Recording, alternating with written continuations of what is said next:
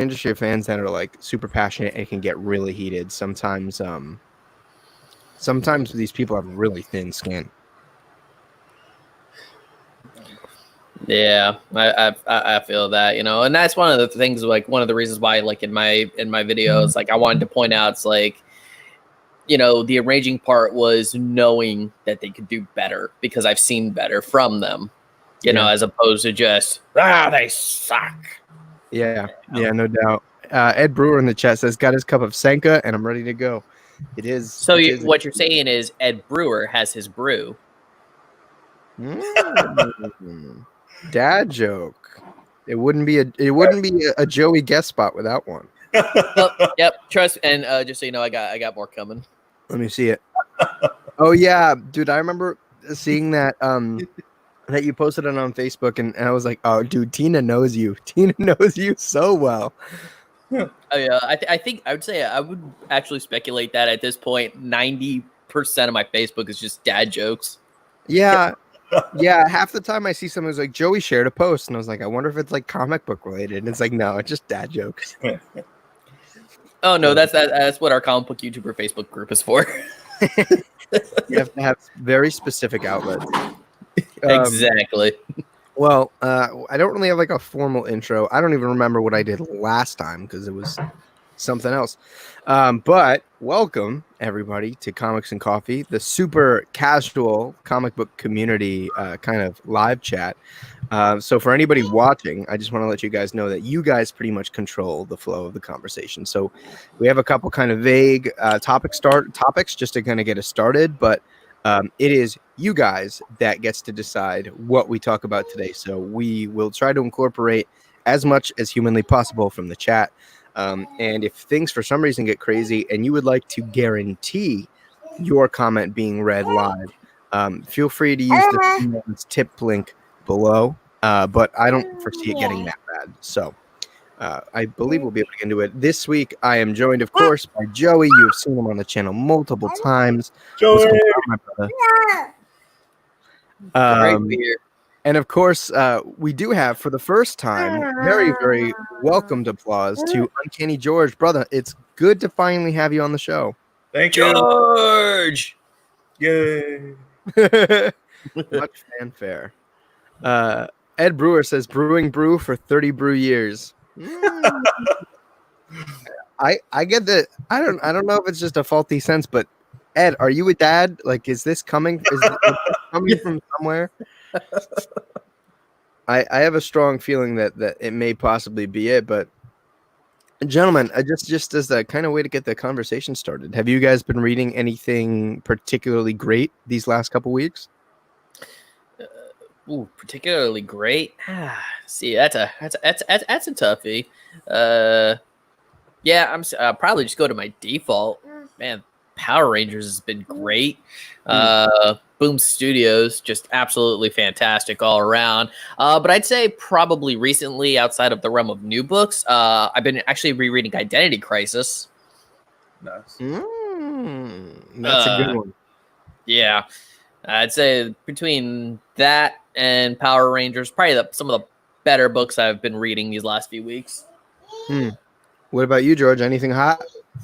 I'm kind of stuck on Deceased. I found myself rereading it. I haven't been to the shop as much as I'd like to, but I found myself picking up Deceased and just enjoying it quite a bit.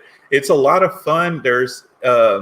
It's a really dark story, but I love the moments that you get in there. Like, I think we were talking earlier, and you were talking about the moment between Lois and John, and she's like, "Stop being such a good Superman. I won't call you that." I mean, she's just encouraging him. It wasn't like, hey, pat on the back. It was just a nice, solid moment. And they didn't linger too much on it before jumping to the next one. And, of course, we get that nice moment with Ollie and Dina. And I think I've said it before in like some of my other reviews. Deceased is a lot of really great character moments. And it's not just, zombie rampaging stories, which we usually get. And there's nothing wrong with that. But they pack a lot of heart into that story. I think, is Tom Taylor the writer on that? Mm-hmm. Yep. Yeah. I thought he did it. I think he's been doing a great job with that. And I've enjoyed Unkillables. What's the other one? Good Day to Die, and the main storyline too. Yeah, Yeah. see, the thing about Tom Taylor is you can always expect him to bring a lot of heart to what he's writing. And Mhm. that's huge. That's his defining quality. And when you can tell such a crazy good grimdark story like Deceased, like Injustice, and still put a lot of heart in there, it goes to show that he has this very good understanding of like tonal balance.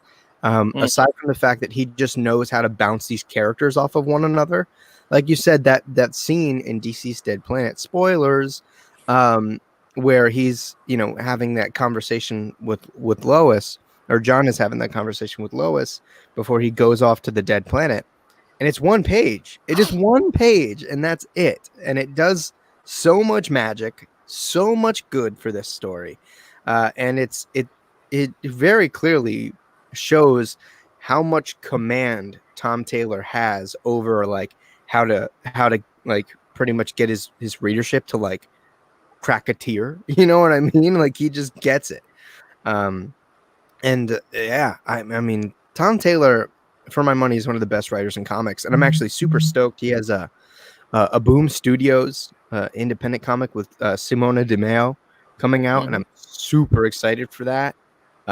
Like like this is, I think, an interesting enough conversation of itself. Is how crazy is it that like I feel like 2-3 years ago, really nobody knew what Boom Studios was, and now I think that they are charting a path for being, one of the most prestige independent comic book publishers out there. Mhm. Like, I mean, the fact of the matter is that I think Power Rangers, for a majority of its time on this planet, has been considered a children's IP, and then Boom picks it up, and you have Kyle Higgins doing his thing, and I think Ryan Parrott might be the name of the other guy. Um, and from what I've heard, I'm not a Power Rangers guy, but from what I've heard, like they're doing some real mature storytelling. Like they're taking those characters in a direction that like revalidates like things from that IP's past, but like just charts new courses. And then you have, Something is Killing the Children by Tynan. You have Wind by Tynan. You have that really long book that I don't remember the full name of that's coming out by Al Ewing that looks really good. And again, the Tom Taylor book. And now Kieran Gillen's been doing a bunch of work for them. Like, where does this stop? You know what I mean? Like, what next? Yeah. Tell me that Boom Studios got Alan Moore back writing comics. That would be fairly fairly interesting for sure. But yeah, no, I definitely agree with that observation that Boom Studios has just been really focusing, on quality of the product rather than how many books they can get out, in a week or a month, which, is definitely playing to the company's strengths and has been just completely killing it. Like I've even gone back, trying to get out of my Power Ranger shelf from Boom Studios and checking out other things. Like, I just started about 2 weeks ago with something's killing the children, and I'm enjoying it. I'm enjoying it immensely, and yeah, it's just so interesting and refreshing to see, these types of books, coming out as a way to kind of escape the big two essentially and just give yourself something fresh and interesting to read, a nice alternative, I guess you could say. I mean, and it's actually coming to a point that just in the indie space itself, I'm slowly starting to see myself looking at maybe getting less of the big two and more of these smaller indie titles too, because especially like I'm becoming a very big Ryan Parrott fan too, not just for his Power Rangers, but also his Dead Day issue #1. I absolutely love that book. And it's just like I said, it's just nice to see these books coming out. Yeah. How are you feeling about that, George? Are you paying attention to Boom at all? And or are you still kind of got your sights locked on Big Two Comics? I have to give Joey a lot of credit for getting me into the Power Rangers thing, because I would watch his videos and, he was saying a lot of great things. He wasn't just, giving us a lot of good information about why he likes it, but he was just pointing out a lot of really awesome character moments. And it made me go and take a look. And I've liked a lot of their variant covers. I think they have really nice, high quality Mhm. covers, and the paper in the book is nice. And it's really made me give it a chance. Now, you mentioned some of the, I guess, the other titles. I haven't got a chance to read those. I mean, they've kind of been on my radar, I guess I look at them like if I see them, I'll pick them as like an investment book, but I haven't actually taken a chance to read them. But I am happy because I remember I think Boom's been around for a while. I think I remember like Incorruptible was one of the books, but I think now, especially with the help of the Power Rangers, they're growing. And I honestly really like seeing like the diversity in all of the publishers. I mean, I love the big two. I'm always going to love the big two, and I kind of want to call it the big three now because I lump Image in with those guys. But I honestly love seeing all of the stuff on the smaller publishers, like Vault or Scout or trying to remember Black Box Comics. I really like that there's so many options available for us to pick from. And I think on the flip side of that, I've heard retailers say it's kind of maybe hurts a little bit. I guess having so many different books out to choose from, it makes it hard for people like to choose one particular book, and they're always going around. It's hard for them to estimate what sort of books they need. But I've honestly really enjoyed all of the output from the different publishers, and I look forward to seeing more of that. I think I picked up Year Zero from I can't remember who it was, who the publisher is. It's not like 215 Inc. I can't remember, but I enjoyed that one. I'm kind of a sucker for zombie comics, though. See, I think that's also very indicative of the change that I think comics need to make to how they're publishing. But I do want to acknowledge Paul Baker here in the chat before we kind of get into that, because I feel like that's a pretty big conversation in and of itself. And he says that he would check out some of those Hill House books. He read them all in singles, and he would think that I would dig them. I do dig them, actually. I do really, really enjoy the Hill House line. I am admittedly very behind. I read the first couple issues of each series. I really loved Plunge by Joe Hill and Stuart Immonen. And Basketball of Heads was a lot of fun. Dollhouse Family was great. So you're not wrong. Paul, you're already getting a pretty good understanding of the types of stuff I like to read, which I don't know if that's scary or that I commend you on. Maybe I'm putting myself out there way too much on the internet. But yes, I do like those books a lot. And it is disappointing that they're not ongoing, but I hope that whatever happens, that when this wave of books comes to their close, that they get more out there. Are you guys like reading any of the Hill House books? I have not been, no. I mean, because me specifically, it's like I can only afford so much week to week and stuff like that, and I am tied up in a couple books where I just haven't had the opportunity. So what I'm pretty much looking at doing too is heading out at some point and maybe picking up some trades. What about you, George? No, well, yeah, kind of. I actually got the Low Woods right here. I don't know if I'm going to read it or just hold on to it, but I've been hearing so many good things about it. It's kind of hard to pick and choose which ones to pick up. I almost feel like you said, it's slightly confusing about what's with these books, because I know you mentioned earlier about Vertigo comics. I feel like these would have fit perfectly within the Vertigo universe. And I'm not sure where they fit in now. Are these just stories? I mean, because they have the DC label. Well, DC Black label, but at the same time, it's kind of, I guess I'm unsure about them. I mean, to me, they just seem like short stories that don't really fit into the DC universe overall. But at the same time, I mean, I'm still going to want to read them and still collect them if I can. Yeah, I'm fairly sure that that's what they're meant to be. I don't think there's like any consequence on continuity or whatever. And DC Black Label has like just become Vertigo and DC Black Label all wrapped up in one, which makes it really confusing for a lot of people. Because I'm fairly sure something like Three Jokers is going to be Black Label, and yet, that's in continuity. So they're not very clear. I think it's just, it is up to the reader to disseminate what's in continuity sometimes and what's not, which I think is very foolish, because most comic book fans are fairly casual comic book readers. And even if you're not like just really on top of it, you're not going to know.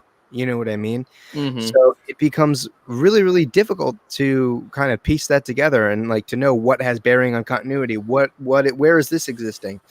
I don't know. And it could just be me banking off of an assumption, but the Hill House comics I've always seen is just like this thing. It's over here. It's not really like, it's DC publishing like an almost indie line of horror books, which I'm all for, because Joe Hill's great. He's the spawn of Stephen King. So, you know what I mean? I'm all for it. Well, Joey is lost to the world. Hopefully he makes a triumphant return very soon. Hope everybody can see us okay. Let me know. But yeah, it's interesting. And I hope that DC kind of disseminates it. I don't know. I'm also just very frustrated that they dropped like there he is, triumphant return. Okay. But I very much hope that one day Vertigo comes back, and I think it will. I think it'll take a while. Just because I think that the label of Vertigo, the imprint, just means a lot. It says a lot, and I've been saying this, and I'll say it until the day I die. It is because of Karen Berger and Vertigo. I think it saved comic books. It shepherded, I think, the highest concentration of untapped talent in comic books ever. I mean, you get Grant Morrison, Alan Moore, Neil Gaiman, Warren Ellis, Garth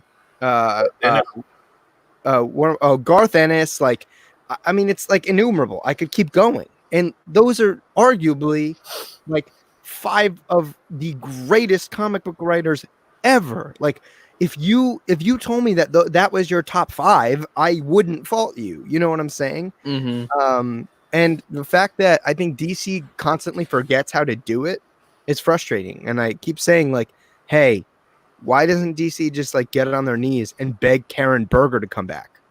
It worked before. Sandman outsold Batman and Superman when it was at the peak of its popularity. I mean, fucking Sandman, really? Like, this really esoteric, Shakespearean, crazy Jack Kirby-esque thing outsold Batman and Superman? Like, that's nuts. And it's a testament to how good that book was. I don't know. I get very passionate about the Vertigo thing. Oh, yeah. No, I definitely agree with that as well. You know, I do miss Vertigo. You know, even before, it was just a few years back when it was still around, you know, there was this book coming out called Imaginary Themes, which I thought was just super fun. I don't know if any of y'all read that one. By Tim Seeley, right? Yeah. Yeah, I believe it. I believe it was by Tim Seeley. And for anyone in the chat that's not sure what that is, what Imaginary Fiends is, it was a book that essentially looked at the idea of imaginary friends being real, but they're actually like these monsters that actually attach themselves to you and stuff like that. So it was very interesting. It's a very interesting concept that, you know, I definitely couldn't see being explored, you know, in regular DC universe. So it was definitely nice. It was a nice addition to Vertigo. You know, it's a book, you know, and I miss books like that. You know, and that does make me want to check out the Hill House because I have been hearing good things about it.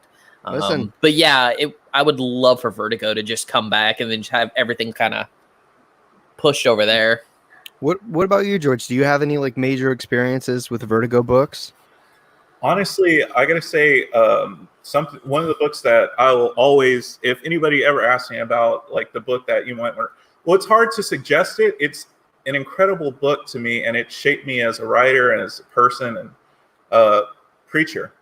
Like, I don't think we could have got that anywhere. I don't even know if Image Comics would have went along with that, but Vertigo did, and I think Vertigo, I guess the publishers, or I guess the people behind making the decisions on Vertigo, you know, because of Sandman's success, because of I don't know about Transmetropolitan if that came along yet, but just they gave it a chance, and I can't see Preacher. I don't even see Preacher getting made today, you know, something like that. And it was a life-changing book for me. I guess I would probably say it's probably my favorite book of all time. And there's Fables. I love Fables so much. I suggest Fables to anybody because it's such a great story, and it's different. They don't take the same paths. Like when they reach issue 100, you think they're building up to something, and it's going to go a certain way, and he flips the script and does something completely different. There's countless stories, and I think of the I don't know if I want to say it without giving. Sandman is, oh my gosh, just reading Sandman, just thinking back to the cafe story. I don't think that's what the title of the issue was. But just thinking about the stories that I read within Sandman, just the single issues, they just blew me away. And I honestly can't wait to see what people, if Netflix can pull it off and hopefully do a good job with the source material with Sandman, I just can't wait to see what kind of doors are opened if the Sandman Netflix series gets as many accolades and respect as the comic book. Like, it could be a game changer for comics and television streaming and all that. So yeah, I feel you on that, man. Sandman is, I mean, I was showing you, I don't know if you saw it, I have a big old Sandman tattoo. oh crap, that's awesome. That is awesome, dude. Morpheus's helmet, and I put in contention that Sandman is one of the greatest fantasy epics of all time, like bar none. Like, genre, like, is irrelevant. It is incredible, and yeah, like I mean, Vertigo just had so many game changers that were totally non-standardized to the comic book industry, and yet, like, they just did phenomenally well. Those are the evergreen stories that people look back on. You know what I mean? There are not many. I actually wouldn't say that. Within the last 5 years, I would say even 10 years, there aren't a hell of a lot of like evergreen superhero stories coming out. And even before then, it wasn't like something that was happening frequently. With Vertigo, it was just like evergreen story after evergreen story after evergreen story, because they actually had an editorial department that knew what they were doing. They had somebody that was holding the reins, Karen Berger, that knew what she was doing and that cared about the quality of the books she was putting out. And unfortunately, we're in a position where we don't see a lot of that. And some of that energy, we'll find in Black Label. We're getting the Hill House books. We're getting The Last God by Philip Kennedy. And hopefully we continue to, I don't know, maybe they'll do a Vertigo sub imprint within Black Label, because when people see Black Label, they think it's spicy and mature and it makes them feel good. Who knows? But like Vertigo, that essence, I think, is something that comics really needs. And I think, you see like Image and how well Image has been doing, I would say, since like the early 2010s, late 2000s.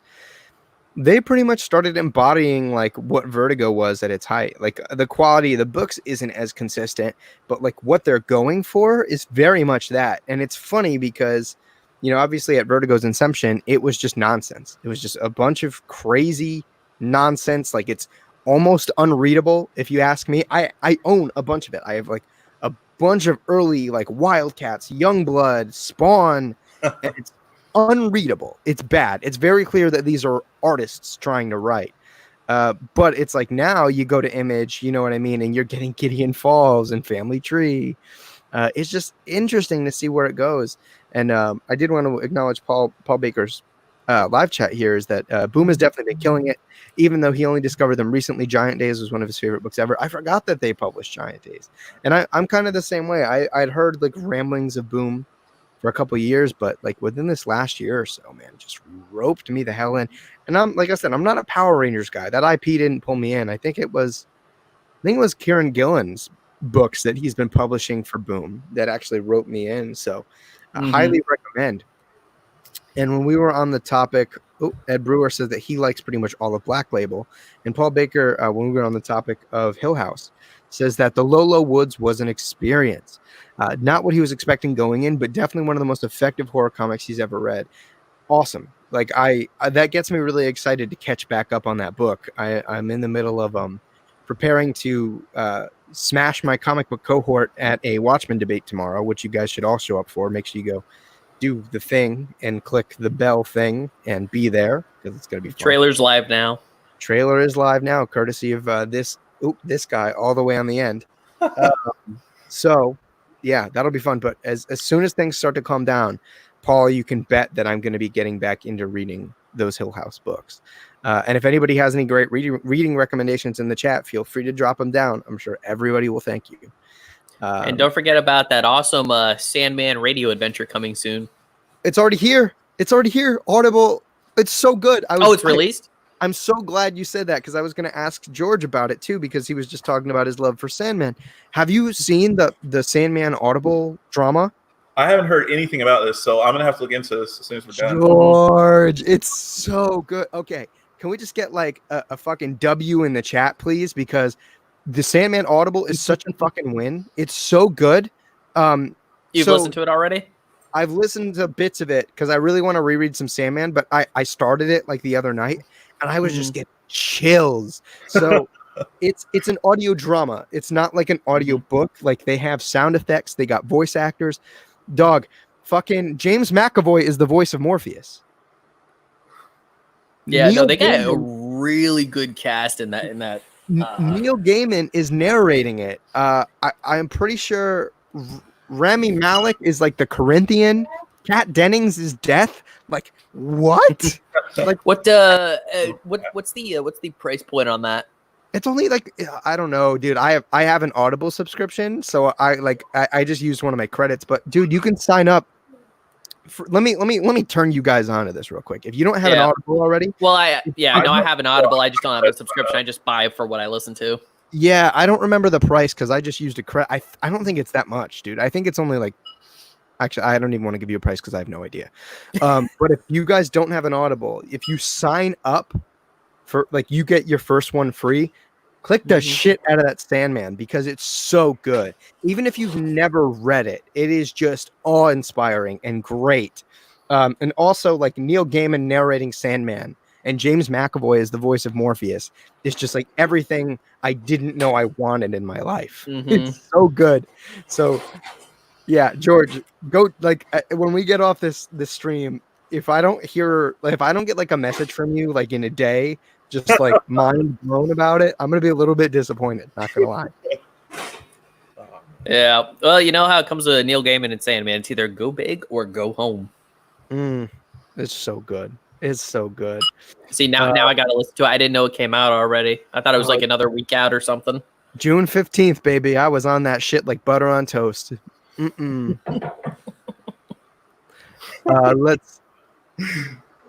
see here. WildeBeard Reviews, thank you for joining us, man. He says he started deep diving into Vertigo this year, read all of Why the Last Man, and now he's on the DMZ. Why the Last Man is so good. I can't believe I forgot about that one. Oh yeah, dude. It's Brian K. Vaughan and Pia Guerra. I think it's the pronunciation. It's so good, man. I just actually, well, not just, it was a couple months ago. I bought like the hardcover deluxe first volume, and it was money well spent. Such a good book, and I hope you enjoyed it, WildeBeard, man. It is, and if you want like more Vertigo suggestions, man, just hit me up because I could throw some at you, hardcore. But have you guys read? I know George just said he did, but how are you guys feeling about Why the Last Man? Actually, I have not read Why the Last Man. I know several years ago there was a supposed movie announced with Shia LaBeouf. I'd be okay with that.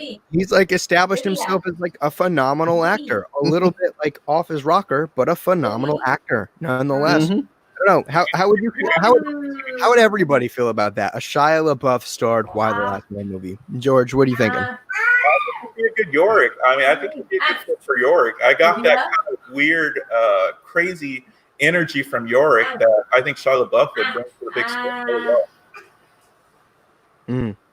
Absolutely, yeah. It would be something for sure. I'm like, could we get like David Fincher to direct that? Could that be a thing? Like, I think it's gonna be a next FX big now or something. I feel like that'd be pretty spicy. A David Fincher directed, Shia LaBeouf starred Why the Last Man. Now just remember, just because you said you want a David Fincher directed movie, now Hollywood's gonna hear it and be like, "Ooh, he said David Fincher. Let's get Michael Bay." Oh man! Don't do that to me. Don't crush me, Ricky Bobby. Don't crush my dreams with Transformers and lens flares. Please don't do that to me. Yeah, it's great book. But yeah, like I said, WildeBeard, man, if you ever want like Vertigo recommendations, that's my shit. And if I mean, I'll always recommend Sandman as something to sink your teeth into, but I highly recommend, and this isn't like I take this seriously, like your experience of Sandman is going to be exponentially better if you're reading some Shakespeare with it. Like the first time I tried to read Sandman, I think I was 18, and I wasn't a reader at all. And I like there were so many references and so many like beautiful things that Neil Gaiman is doing that just went like right over my head. Especially because I had never read A Midsummer Night's Dream, and that is a big focus of Sandman. That's like, I would say one of the most popular issues of Sandman is literally called A Midsummer Night's Dream, and it's a small drama. So like, I highly recommend that you read A Midsummer Night's Dream and then you get into Sandman. It is magical, dude. It's so good. It's so good. Let's see. Ed Brewer wants to know, was the Preacher TV show any good? I'll maintain my status as the pessimist of the group and say absolutely not. I was really into it in the beginning, but to me, after that, I couldn't, first of all, get past the first season. But that first season really turned Jesse Custer into an absolute scumbag. I actually hated Jesse at the end of the show, whereas like in the comic, like he's very complex, and you can't really, to me, I feel like you can't really put a finger on him.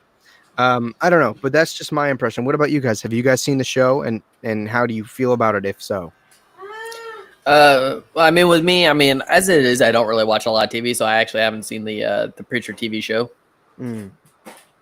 What about you, George? I thought Air Star, the actor they got for Air Star, and the way they brought him to the small screen was perfect. But other than that, I unfortunately I didn't really care for the show.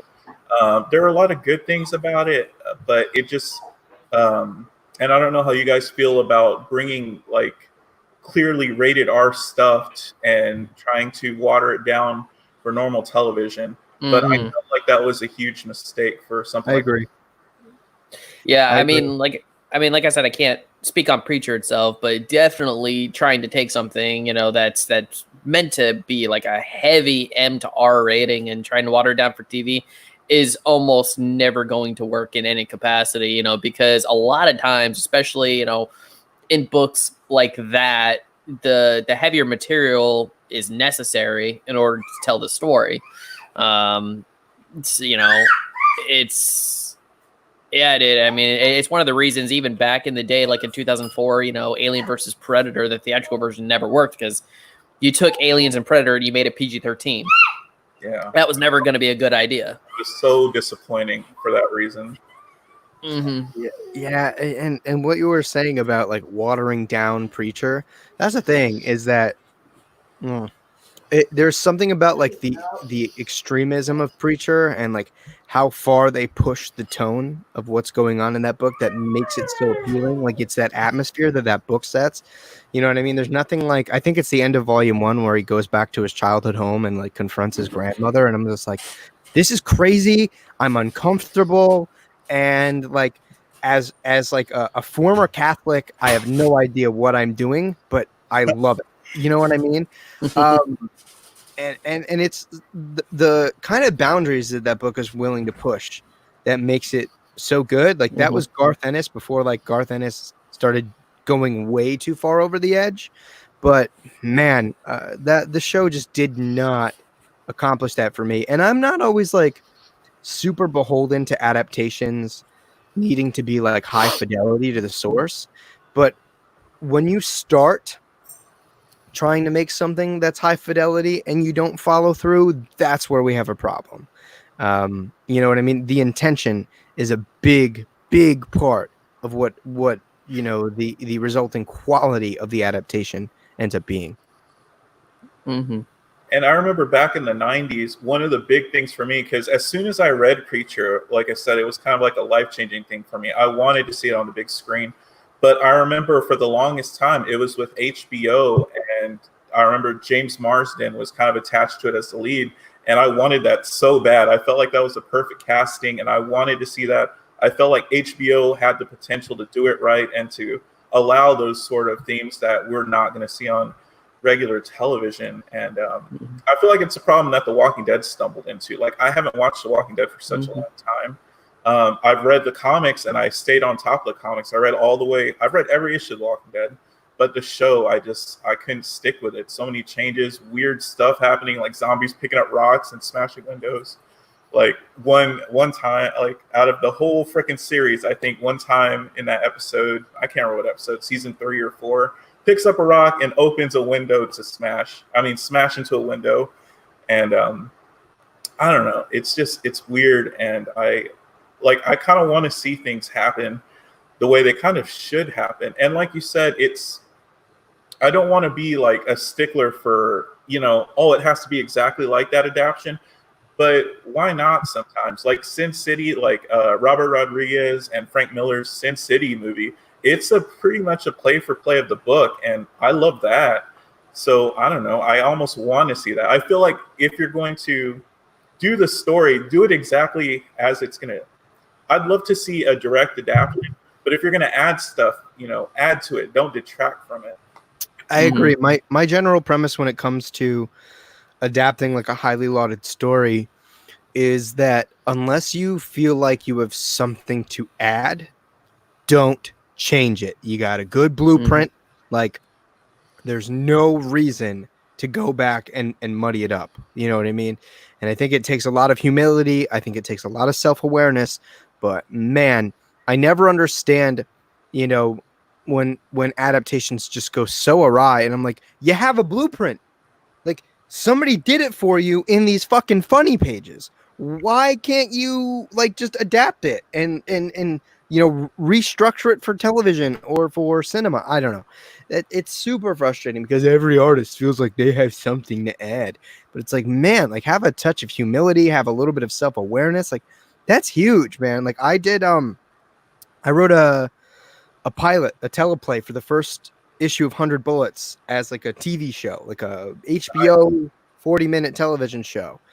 And I didn't really change any of the plot at all. I was just like, why? Why would I change gold? Like that doesn't make any fucking sense. Like, did I play around with like some dialogue and some kind of visual cues? Yeah, but like plot's gold. Character work is gold. Why would I touch it? It doesn't make any sense. Like, do I suddenly think I'm going to do a better 100 Bullets than Brian Azzarello? As fucking if. Like, I know what I have on my hands. You know what I mean? So I just never understand like the lack of humility in like Hollywood or in television, when they look at these things, they go, I can do something better. Like you look at that Batwoman television show, it's just like, God, what an abomination. Like Kate Kane, see, it was really funny. It was really funny. And I've ran into this a lot when it comes to talking about the Batwoman TV series is there are just an exorbitant amount of people that will seriously look at you and go, oh, it's comic book accurate. And I'm just like, no, baby, no, not even close. Like, I mean, that's about it. I mean, yeah, basically the costume. Yeah, that's all you got. But I mean, just in terms of like, when it comes to comic book to screen, it's like, Batwoman uses guns. Kate Kane does not use guns in the show.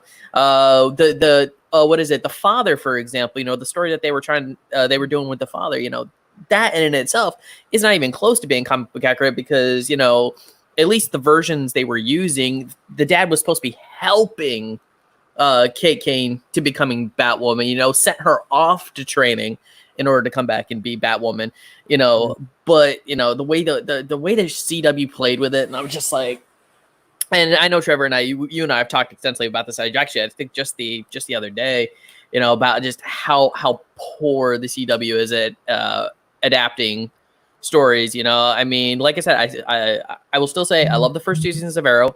I love the first 2 seasons of The Flash.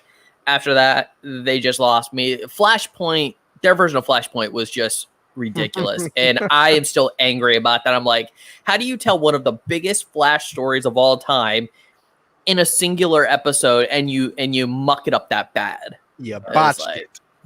Yeah, it wasn't even Flashpoint in my eyes. Like there was, I don't even know why they were even attempting to call it Flashpoint. Oh, because that big monies, the big name monies, they have to. Oh yeah, we gotta pull in the viewers with Flashpoint. We're gonna tease one of the biggest Flash stories at the end of season 2, and then we're gonna give you something in season 3, and then it's over. Mm-hmm. I don't know. One episode. George, are you a big like CW DC verse fan? Like how what's your relationship with those shows? I've been watching them. I try and keep up with them. I'm usually really irritated with the Flash. I don't know if I know Joey's a huge Flash fan. But I see that meme going around a lot where it's like the Flash messing up the timeline. I kind of love that meme, but yeah, that show, I see that a lot. And even my wife is not really It's a great meme. stuff. She's like, why is he messing up the timeline again? And so I actually love Legends. I just finished watching the last season of Legends, and I think it's just a lot of fun. And I would recommend Legends. But to come back to that point you meant about, you're talking about Batwoman with Ruby Rose, I did see the first episode of that season is the crossover Crisis. And I saw that and I was excited. And, Ruby Rose's Batwoman appears. And I was excited to see more of her. But I mean, of course, we all know that, she's dropped out of that role. They're getting somebody else. But in that episode itself, they were really teasing like this was supposed to be a big thing. And she was going to be a major part of this. And, even Supergirl reacts to her as, something like there's going to be like a lot of good things on the horizon that's going to come out of the introducing Batwoman into this universe. And now I don't know. I mean, I know they're getting somebody else for it, but it's a different character. So those stories with like Kate Kane, they're going to be different. Like you said, the father, even though they botched that, they could have kind of brought it around and maybe got back to closer to the comic storyline. But I doubt we're going to see any of that anymore. Yeah. It really bummed me out because actually, big shout out to Taylor Pechter in the chat. He really turned me on to a bunch of great Kate Kane Batwoman stuff. Like she's such a cool character, and under the right hands, man, her story is so compelling. And the fact that they had so much great material to work off of, and they like just completely botched it, is super frustrating. And it's so funny. I was just thinking about this. I was talking to Joey the other day about how the CW feels the need to completely and utterly stomp on the male counterparts to their two like female-led superhero movies. You know what I mean? They're like, but Kara, she's stronger than Superman, and after they fight, he has to say, "No, I was a Super Saiyan 4, full power." And then you know what I mean? They made Batman a complete and utter asshole via Batwoman. And a moron. Yeah, and in a freaking like yeah, exactly. And I feel like when they finally get to the point where they're actually doing their World's Finest crossover, it's like they're gonna have the need to call it the World's Finest Est. Like they just gotta add the extra Est because they're better than Batman and Superman. Well, see, that's what's funny. At the end of the Elseworlds crossover a couple of years back, that's what Supergirl and Batwoman like kind of call it. Like Supergirl's kind of like talking to Kate Kane. It's like, yeah, maybe one day we'll team up. Hey, World's Finest. And I'm just sitting there like, no, don't you dare call yourself the world. You are not the world's finest.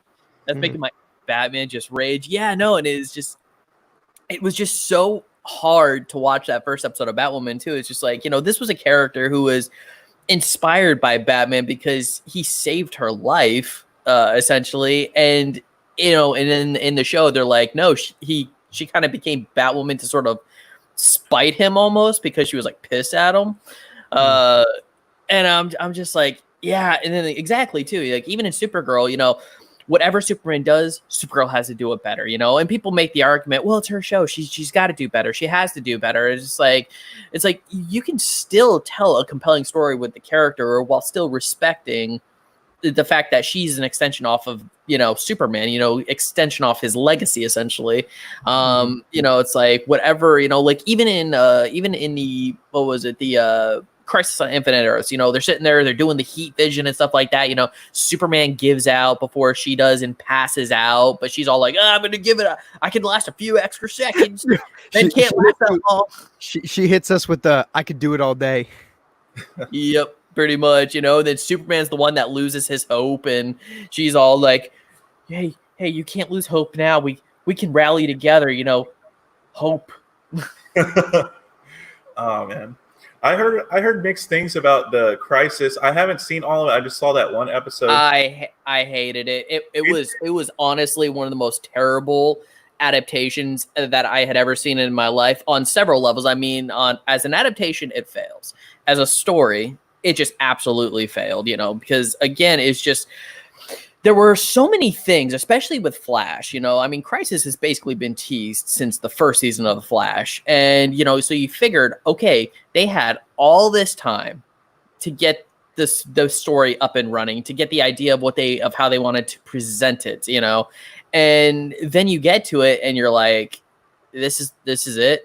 It feels like you just slapped a couple episodes together and called it a day. I mean, even just when you look at The Flash, for example, you know, one thing we've known, The Flash disappears in the Crisis. First season of The Flash, it's right there on the screen, and every single season, every few episodes, it just hits you over and over and over and over again, and you're like, okay, Barry Allen is going to disappear in the Crisis. And what happens? Sure, Barry Allen disappears in the Crisis, but it's Earth 90 Barry from the original Flash TV series in the 1990s.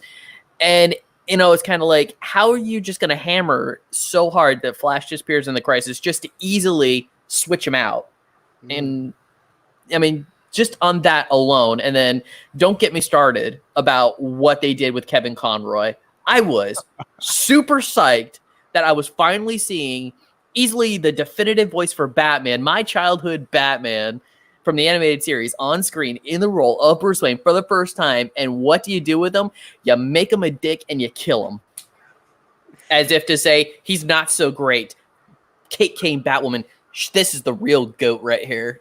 Dude, that so I didn't watch Crisis. I was already off the DCCW train by then, but I did, fail not, go on YouTube and watch a clip of all of the cool little cameos that happened, because I knew that it was going to be all fan service and no quality. And I was like, like you, I was like, oh my God, not only are they putting Kevin Conroy in there, he's fucking Kingdom Come Batman. What? Murderous Kingdom Come Batman. Like, dude, I mean, it was the only thing that made him Kingdom Come Batman was the exoskeleton. Like, you find out. Yeah, that's pretty much it. I mean, but then you find out he's just like the most murderous version of Batman you've ever known. It's like he killed the Joker, killed all his villains, killed killed Superman, killed everybody. Dude, I was so done with that. I was like, this is your Arrowverse Batman. Your first time doing it. You're doing it with, I think, the most cultly beloved actor to ever touch Batman. And it's like, you botch it. You fucking, are you kidding me? Like, I would have been more satisfied with like a 5-second like one-liner than you botching Kevin Conroy. Like that, I think, ironically, I think I had seen all those references, like, maybe I'll like sit down for a couple hours and run through this. And then when they botched Kevin Conroy, I was like, nope, you're not getting my view access television. Fuck you. No way. Yeah, and what's really interesting is just watching the internet the next day just explode over it. And you have like a good portion of the audience just screaming about the whole Kevin Conroy bit, and then you have the other half going, "Oh, well, you should just be happy that he was on screen at all." You know, it's like, you don't understand. We're never going to get this again. Probably, we're probably never going to see him in a live action standpoint ever again in terms of his role as Batman, unless, God forbid, they somehow do a Batman Beyond TV series. Anton would have been good. Yeah. There we could totally do it. But yeah, I mean, and just other parts too. Like, I know people are screaming about how much they love the Smallville cameo with Clark Kent, and I'm sitting there, I'm like, that was horrible. I mean, you know, I'm sorry, but that version of Superman where Tom Welling Superman, it's like, you go to the Earth, he gave up his powers so he can have a family. It's like, oh, that's so sweet, he got his happy ending. I'm like, wait, but he could still have a family and still have his powers and still be Superman. And also, one thing that we know from watching Smallville, because it was not referenced once, maybe twice, maybe even a few times sprinkled throughout the series, is that Lex Luthor was going to unleash nukes as soon as he was president. Like, at some point during his presidency, he was going to unleash a whole bunch of nukes. We get to Smallville, Lex Luthor is president, and Superman has no powers. So I think, you know, so in my mind, I'm sitting there, I'm like, oh, maybe that's the reason they were showing it, is because inevitably this world is ultimately doomed. And now I think back and watch in Smallville, and I'm like, oh, so the world's going to fucking die. Great. Yikes. Good job, Superman. I'm a bit curious what you guys think on, now that we're talking about the, I guess, topic of Crisis and the CW DC universe. But I mean, one of the things I was a little bit disappointed about, that they're even doing Crisis at all. Not that I didn't want to see it at all. I'm glad we at least got something. But I honestly was hoping that they could have built up to that into the DC cinematic universe. That's what I really wanted to see. It would have took a long time, but it's something I would have loved. And I guess we still could get it, but I think they're less likely to do it because, CW did it first. I don't know. I'm kind of fairly opposed to like letting the CW, especially now that I think the quality is just overwhelmingly low at the CW. Mm-hmm. I just don't want them to go anywhere near the cinematic universe, just because like, I mean, you can say what you want about the DCEU. The casting and the acting is usually like pretty damn good. And I just don't want to see the flat ass CW Arrowverse actors going like to screen because, of a Crisis on Infinite Earths kind of tie-in and like just botching it. You know what I mean? Like there's a lot to be said about the quality of the DCEU up until now. For the most part, we've obviously had some diamonds in the rough, but like the acting is usually pretty damn good at bare minimum. And I definitely see that, especially maybe it's just me getting older. Maybe I need to go back and rewatch earlier CW episodes that I liked and just ruin them for myself. But I've definitely felt the decline in the quality of the acting even, which is unfortunate because the writing is bad enough. You know what I mean? Yeah, no, and that's one of the things I've definitely felt as the years have gone on with the CW too. I mean, to a degree, I've never felt that the acting was always, or really has ever been like phenomenal, I guess you could say. It's just like, it's TV acting, it's like, to a degree, you get what you pay for. And there's a reason why very few, of these TV actors really ever make that transition to film. Because, a lot of times they don't have the chops to really go up to that next level, and it's not to say that TV actors are all bad. I mean, definitely not. I mean, you definitely have some great shows out there with some superb acting, I mean, just anything that I've seen, just HBO and stuff like that, where these shows get taken up to sort of like a movie like quality and stuff like that, because back, a few years back when my wife and I got into Game of Thrones, the acting in there was really good, and I absolutely love that show. And it sounds like from what you were telling me, Dark Knight, the Watchmen show was you loved it. You absolutely loved it. I've heard a lot too. It's so good. It's so good, and it's very topical for right now. Like it's so relevant. Mm-hmm. It's not even funny. Highly recommend it if anybody watching, and obviously for you two joining me in this conversation. If you haven't seen the Watchmen HBO show, watch it.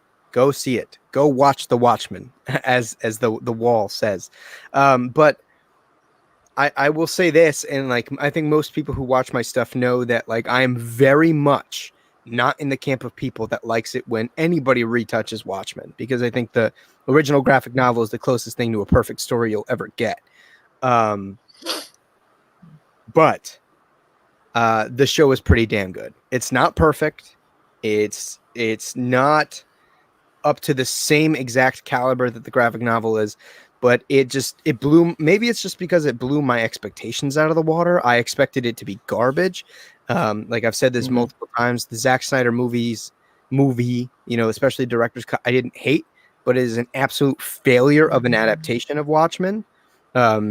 Just in the lack of commitment to like being as uncomfortable as Watchmen is. He makes it feel way too cool. Like, and this is one thing that I'm sure that Comic Boom will agree with me when we debate. He said it before, is he feels like the Watchmen are cool. They're not cool. They're like deranged. They're pathetic. They're like selfish. You know what I mean? And in Watchmen, when you got Night Owl in that sick ass Kevlar suit, and you're like, this isn't my Dan Dryberg. But the thing that I liked about the television show was that it didn't like retouch the original Watchmen. It's its own story. Like it's moving forward in that world. This is kind of the aftermath. And I think I'm a little bit more willing to accept that Doomsday Clock is more of a spiritual sequel to Watchmen. This is pretty damn good. It is something that I don't mind looking at and saying, you know what I mean? This could be a thing. And I got into a few specifics with Joey the other night when we were talking privately, but I quite enjoy it. I really do. And I've actually been definitely thinking about rewatching it lately, especially seeing how relevant it is with the topics that it discusses and approaches. Yeah. Well, like I said, man, you sold me a while back when we were talking about it, about watching it. I do got to hit it up because now that I know it is only on it's on a time clock, a doomsday clock on Hulu. But yeah, and I mean, just to kind of drive the conversation back to where I was going. But yeah, I mean, despite the fact that there are great shows out there with great actors, I would not want the CW to come anywhere near close to the DCEU. No, I mean, we can still make the DCEU work. We just got to put the right people in the right spots. But the CW has shown that as they expand, the quality just gets worse and worse every year. I don't know. You proposed the question, George. How do you feel about it? Are we just like downing what you were expecting? No, but I wasn't really expecting anybody from the CW to show up, even though there was, without spoiling too much, there was kind of that link at the end of the crisis that I did see that part. But I want to see it. And now that the CW's done it, I wonder if it's going to affect the executives from behind the DC film universe and maybe prevent them from, or maybe making them want to change it up because it's already been done. And I keep seeing all of the rumors about the Flash movie, and I'm kind of curious about what Joey thinks too on the what they're trying to do with the Flash movie, possibly bringing in Michael Keaton for maybe like a Batman Beyond sort of thing for that movie, and if it's even going to be Flashpoint, because I didn't see those episodes, but I think y'all were saying that they kind of ruined Flashpoint on the CW, and just hearing y'all mention that they cut it down to one episode, I don't even know how you could do that.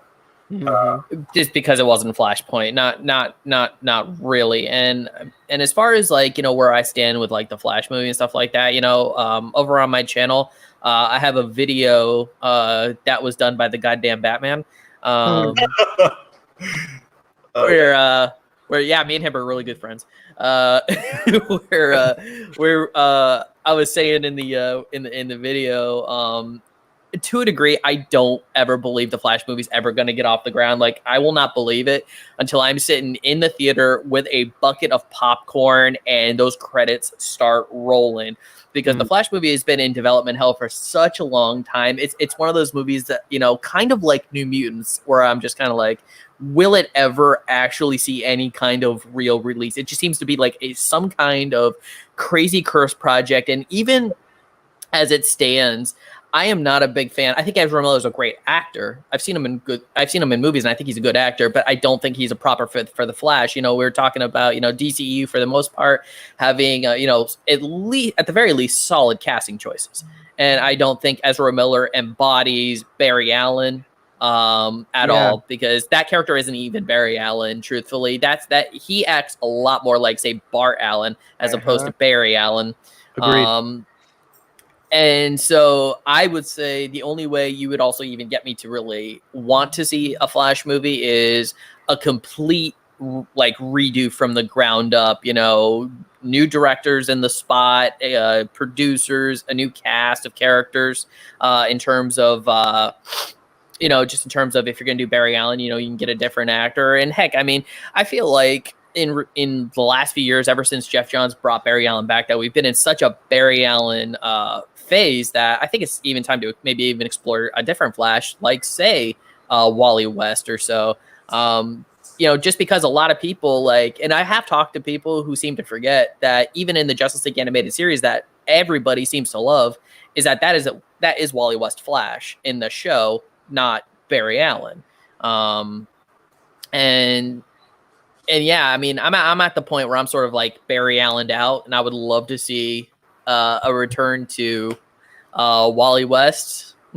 And this kind of touches on what we talked about death metal too, kind of tying into this. I was actually really excited to see Wally kind of, maybe it looked like he was going to take more of a prominent role in death metal too, and then without spoiling too much, or I guess we already talked about it, but Barry comes back, and that kind of, even though I like Barry, it kind of stole that thunder of seeing Wally in more of a prominent role again. But that was a little disappointing to me. But what do you guys think about, I guess, the Snyder Cut? Do y'all think it's going to be the saving grace that I'm seeing a lot of people talk about that it's probably going to be? My general rebuttal to that, my general rebuttal when I hear people say like, "Oh my God, the Snyder Cut of Justice is coming. It's going to be amazing." It's like, oh, I wonder what it's going to look like. I wonder how awesome it's going to be. The general thing I have to say about that is we've already had 2 full-on Zack Snyder cuts of Man of Steel and Batman v Superman. What do you think Justice League is going to look like? Yeah.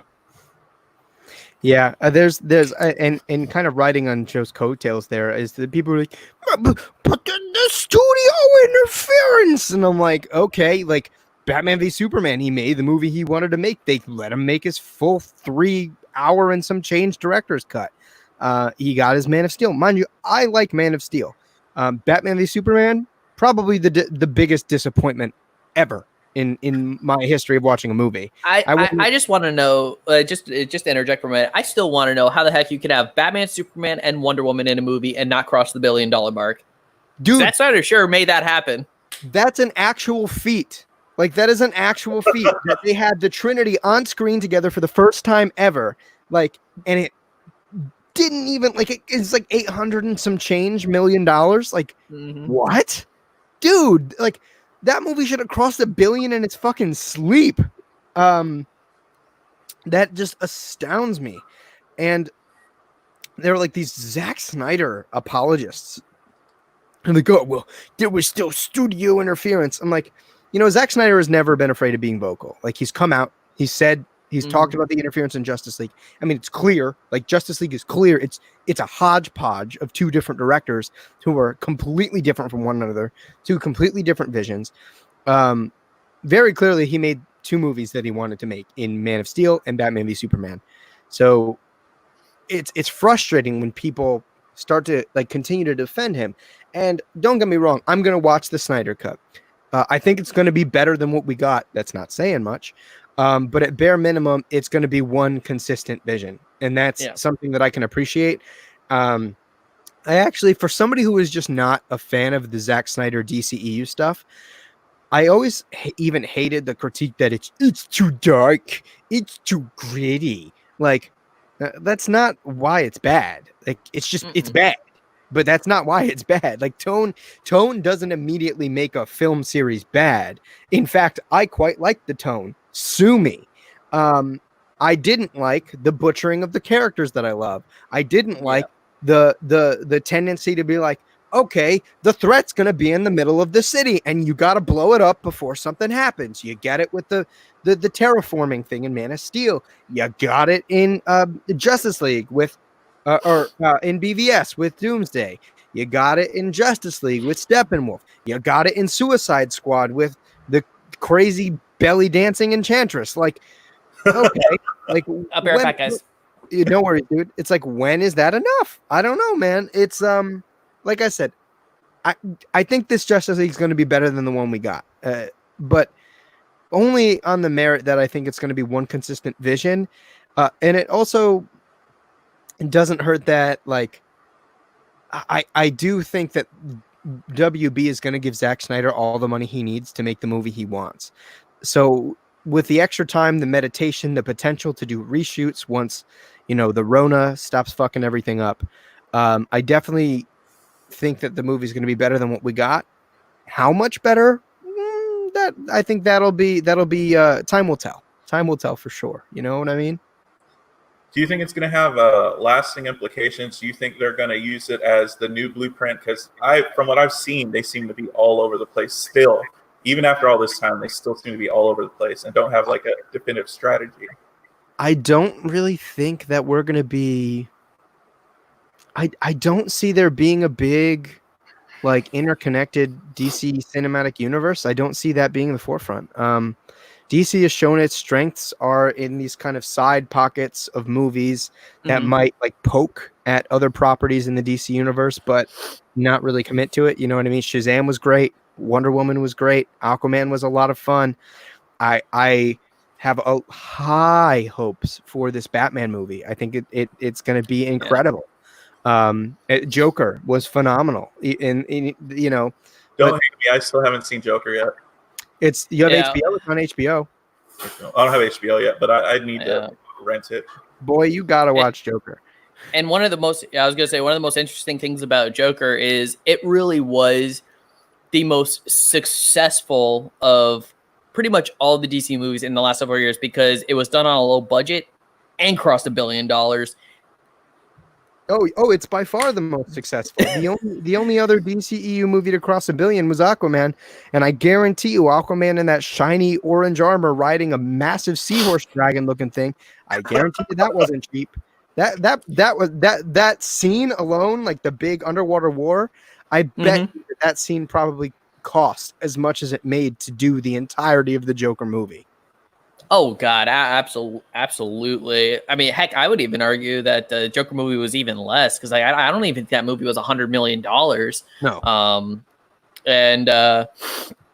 And yeah, I mean, in terms of success, yeah, Joker movie definitely raked in the most in terms of profit, because it was cheaper. Aquaman, they definitely profited, but nowhere near. And I think the Joker also, what was interesting about the Joker is I also think that reaffirmed that, people are very much more than willing to sit down in a solo movie of some kind that is a little bit cheaper, but as long as the story is just utterly amazing and the movie is just awesome, and like you said, I have high hopes for Batman. I know there's a lot of naysayers out there, sparkling Batman, Robert Pattinson, which every time I hear that tells me you have not seen Robert Pattinson in anything else. You've only watched or you have seen Twilight with him, because Robert Pattinson he's the type of actor that has been basically on the underground indie circuit, working on his craft, really just, like I said, just working on it, on his acting chops and stuff like that. And he has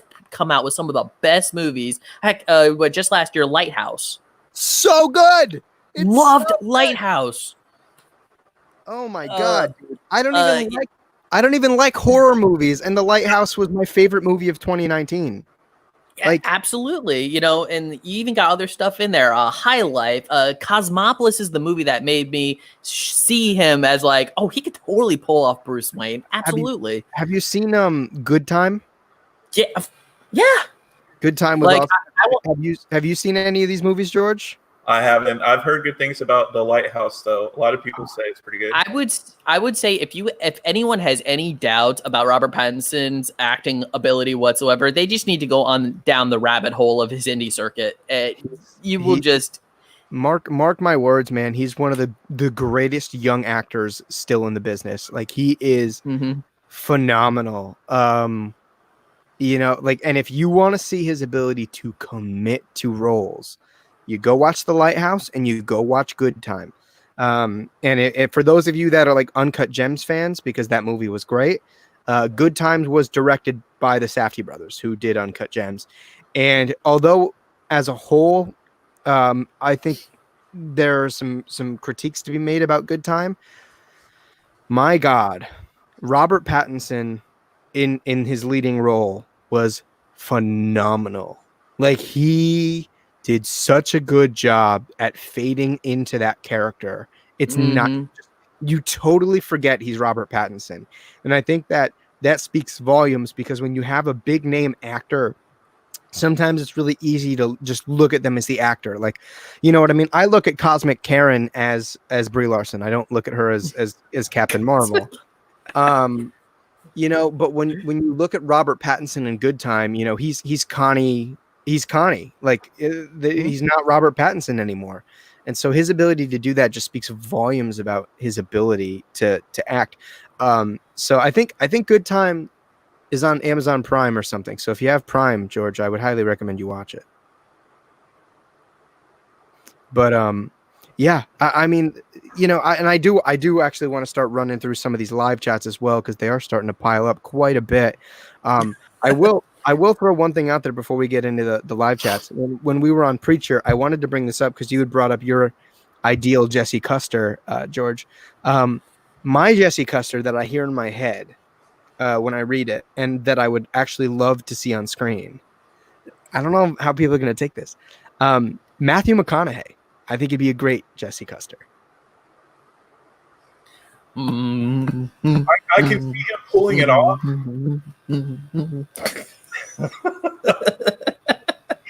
Yeah, I think he could pull it off, but for some reason, when you mentioned that, crap, why can't I remember the gunslinger's name? Not Idris Elba? Well, not that one. I mean, the one in Preacher. I'm trying to remember his name. Oh, that gunslinger. I was thinking. And for some reason, I saw him as the gunslinger. Not the Stephen King movie, but right. His name? Yes, the Saint of Killers, right? The Saint of Killers, exactly. For some reason, I could see him as the Saint of Killers. But ideally, the Saint of Killers in my head was nothing wrong with the guy they cast for that in the show, but I always saw him as Clint Eastwood in my head. And oh man, if they could have got him for that, I thought it would have been fantastic. But yeah, might be a little bit late now, but yeah, no, it's interesting. You need to get a very dynamic actor to play Jesse for sure. We have some Okie dude in the chat saying, "Hey, what's up, guys? What's up, Okie? Thanks. Sorry What's going on, man? Sorry it took me like 30 minutes to get to this, but we're here. Welcome." If anybody could pull it off, McConaughey would be freaking awesome. McConaughey would be dope, man. Like I said, he's the voice I hear when I read Jesse Custer. And it just happened out of nowhere. I didn't process it. Usually I have to like actively think of a voice to attach to a character when I'm reading a comic. And it just that swagger. He has just the swagger, the Southern charm that, Jesse had loads of Southern charm. And I see where you're going with McConaughey, because I see that in him. Yeah. I think he'd be an interesting choice for the role for sure. And I think he's still young enough to do it. You know what I mean? He's still at a decent enough age where you could cast him and, via makeup, make him look a little bit younger. But I think he definitely has the chops. Paul Baker says, "Man, Flash and Arrow were terrible on episode 1. I respectfully disagree, man. I actually really, as much as I shit on those shows now, I'll admit Arrow was way more melodrama, and it was not Ollie Queen from the comic books. No. But I actually was all in on the crazy dark melodrama of Arrow when it first came out. Actually, I didn't watch it until like season 2 was already done, but I was all in on that. And The Flash, I'll respectfully disagree. I loved the first 2 seasons of The Flash. I thought it was really charming. I loved how committed they were to balancing like the levity and the lighthearted tone of Flash in Central City, while also kind of getting into the tragedy and the crazy psychopathy of Eobard Thawne. But to each their own, you know what I mean? I did enjoy those shows in the beginning. However, the same cannot be said now. So whereas now I think we're in the same camp, I might not have been if you had said this to me, 5 or so years ago. Let's see. Taylor Pechter says he likes what Greg Rucka said about adapting The Old Guard. He wrote the screenplay for the film and said that there are some things that had to be changed because of the nature of the adaptation. And that happens for sure. Like, you have to be completely aware of what you're adapting, what medium that comes from, and what you are adapting it to. You look at the Under the Red Hood animated movie, and Judd Winnick actually wrote the original comic book storyline and adapted it to animation. And he has admittedly said that when he brought it to animation, he makes the argument that he actually felt like he cleaned it up a little bit, that he had tightened everything. But the fact of the matter is, when you're doing that, you need to know what medium you're going into. And clearly Greg Rucka is kind of a jack of all trades when it comes to adapting his work into different mediums. And it's really interesting because I think it was you that told me, Taylor, it's surprising that Charlize Theron at the beginning of production actually had big problems with Greg Rucka. She was not a Greg Rucka fan. So it's interesting. And I am pretty stoked to watch that movie because I've actually heard really good things about it. What about you guys? What do you guys think about Old Guard and the concept of like adapting something like that, and especially having the writer be present in adapting? Oh God, yeah, no, it is. I think it's pinnacle that the writer, the original writer, be involved with the screenplay, so that they can properly gauge what needs changing because of, you know, the shift in the medium, you know, versus, you know, changing things for the sake of changing things. So, I mean, that's just one thing. Secondly, I mean, I do have Old Guard on my Netflix watch list. Probably going to watch it a little bit later today because I have been hearing pretty decent things about it. But I will say that, yeah, I mean, of course, there's, you know, whenever you're really adapting things, there's always going to be that level of change that needs to come with it, for sure. So, you know, I'm never opposed to it as long as the changes make sense. You know, because there are a lot of times where they do make these changes and I have to ask myself, why? You know, why did you do that? You know, why did the studio decide, okay, this needs to be changed, that needs to be changed? You know, when it worked, you know, the first time around as is, and you look at a panel and be like, that could easily go on screen, you know, with no issues whatsoever. So, you know, and I know that when you're making a movie or you're making a show, you know, there's always going to be that level of pull that the producers are going to have from the director, from the writer and stuff like that, you know, because it's all about compromise and just trying to make everybody happy, which, you know, sometimes that's how you end up with these really bad films.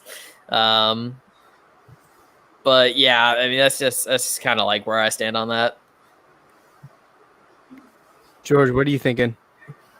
Pretty much the same what Joey said. I mean, you know, I'm hoping they can do things right.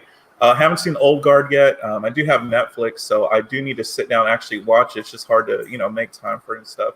But since we're talking about adaptions, I'm wondering what you guys think about Stan Sakai's Usagi adaptation that's coming to Netflix. I'm actually, you know, it's one of those things that I never read Usagi Jimbo, but visually it's always piques my interest. Like I've always been kind of attracted to that like traditional kind of Japanese aesthetic and how he's blending that with cartooning. You know what I mean?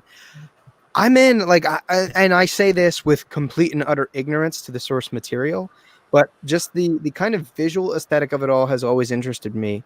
And I'm sure at some point I'll go in there and read it. And it sounds like you might be more knowledgeable on this, George, but I'm in. Like I'd watch it. And the creator, from what I saw by a news outlet, seems pretty excited for it too. So. Well, I think one of the weird things that I read about, like I was pretty on board for it. I really love Sakai's artwork, but I saw that they're going to take a different direction. I think it's not going to follow Usagi. I think it's going to follow like a descendant. And you know, if I'm wrong, please let me know. But I thought I was reading that. Joey, did you hear anything about that? No, I mean, I heard about the Usagi Yojimbo show, but I didn't hear if they were going to be following like a descendant of him or anything else. Because I mean, I for one, I mean, at the announcement of the Usagi TV series, I mean, I grew up on the, you know, that old Teenage Mutant Ninja Turtles cartoon, you know, and you know, God damn it, if you know, I'll just say, you know, fucking Samurai Rabbit. I mean, where can you go wrong with a concept like that? It's got to be amazing, right? It has to be. I like 10-year-old me is just like, or even I mean, freaking 7-8-year-old me's jumping up and down inside like, yes, I gotta see this. I gotta see this. You know, so I really hope and pray that it ends up working out. And alternatively, you know, while we're on adaptations too, I'm sure most of you all have heard about Boom Studios' deal with Netflix, that they're going to be adapting some of their books and stuff like that for Netflix. And I'm actually curious, what are you guys hoping to maybe see out of that? I mean, I feel like most people will agree with me when saying Something is Killing the Children would be a great television show to watch once there's a back catalog. Aside from the fact that I think Once and Future would also be a lot of fun. I mean, like Knights of the Round Table and Grandma the Demon Slayer. You know what I mean? Like, come on, that'd be so much fun. I think those two in particular, you know, those are what I call to mind. I think those would lend very well to the screen and to like an episodic format. What about you, George? I haven't read enough of the Boom comics to, I guess, give a good, answer on that one. But I think Incorruptible. But assuming it would need a high budget to pull it off, unless it was like an animated adaptation. I don't think that one's probably going to show up unless it's probably like an animated film or something like that. Listen, you got that Netflix money. Oh yeah, no. You know what I mean? I don't think that it's impossible. They are definitely not. I mean, as far as their profit margin goes, last I checked, I saw someone do some I was like a couple of months ago, someone's comparing stats that even after Disney Plus dropped, Netflix really still is top of the food chain in terms of in terms of their respective medium there for their service and stuff. Though of course they spend a lot more cash trying to make shows and acquire new properties and stuff like that. But I always thought it would be kind of interesting if they did Irredeemable, sort of because Amazon has The Boys, and be like, give Netflix Irredeemable. Yeah, and regarding budget too, I feel like you get the right name attached. I think that they would do it. I mean, they gave Scorsese $159 million to do, a mob movie. You know what I mean? Yeah, it's Scorsese. Yeah, Scorsese, can just, just smack everybody in the face with his big Scorsese move and make him dick. But it's, The Irishman isn't really going to make them a lot of money, but one of these big, crazy comic book kind of properties, you put the budget on that, I think they would do it. George, I think that you could see your Irredeemable. Yeah, that's definitely something I'd be looking forward to. And yeah, you're right. The budget with the Netflix money, it might not even be that big of an issue. We could get a really good live action. I mean, I know they're working on Mark Millar's stuff like Huck and some of the other stuff, so they could do a lot of stuff. Yeah, it's going to be very interesting to see what Netflix turns out in the next few years. They could be seriously. I mean, we could be seeing the Boom Studio streaming service essentially, because they've done a lot of interesting things with some of their properties. Like I said, like we said, Old Guard. It's from the sounds of it went really well. I really liked Lock and Key, the TV show. What was there? Was another one that was out. I can't not remember what it was. It was like that family and stuff like that with they were like monster hunters. Monster Hunters. Are you talking about? Huh? Well, Umbrella Academy was pretty recent, but I'm trying. Not Umbrella Academy, like that one too. God damn, I'm trying to remember what it was. It was like they were literally a family of labor. They were like monster hunters. I have no idea. If anyone in the chat knows what I'm talking about, please. Throw this man a lifeline. It's I feel like comic book television, man, is about to do some really major things, and the fact that I think most of Hollywood and whatnot is so creatively deprived. The fact that now they're really dipping into comic books for cheap IPs that they can throw on the screen. I mean, we're just going to be seeing a lot more, you know what I mean? And even now, there are the occasional properties that I've never heard of that are still comic book, adaptations. And we're just going to be seeing it more and more and more and more. And that's kind of exciting. It's super, super exciting. And on comic book television, Taylor Pechter says he knows it's more of a DC Universe show, but it does air on the CW. Stargirl is awesome. I've heard really good things about it. I haven't touched it yet personally, but I am actually genuinely afraid of it, actually moving full time to the CW. Yeah. I think above, I don't know if it was above or below. I think Ed Brewer might have mentioned something. When he had mentioned being ready for Constantine to go to DC Universe for that R rating. Unfortunately, I think the DC Universe is dead. It's very clear, they're shifting a lot of their content elsewhere. They're letting a lot of other providers stream it. DC Universe, whatever it is now, it will not be a year from now. I guarantee you. I'm sure they'll probably fold aspects of it under HBO Max or something like that. Hopefully we keep the digital comic service type deal, but yeah, it's I don't see it going anywhere. I think you'd have better luck with an HBO Max Constantine, which, with that being said, I'd be all in for. But on what Taylor is saying here, I'm excited to watch it, but I unfortunately don't have high hopes for the longevity of this show.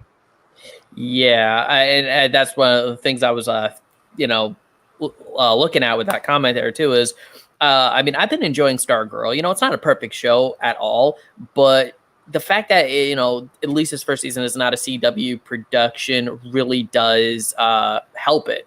I mean, it's almost like a strength because it's not being tied down to, how the CW likes to usually produce their shows and stuff like that. And after it makes that shift, I mean, it's going to be a completely different show. I mean, because first off, kind of like when Supergirl started, I think it was on CBS, or something like that, and then it moved over to the CW. Of course, they had to shift shooting to Vancouver, so locations are essentially they're going to change.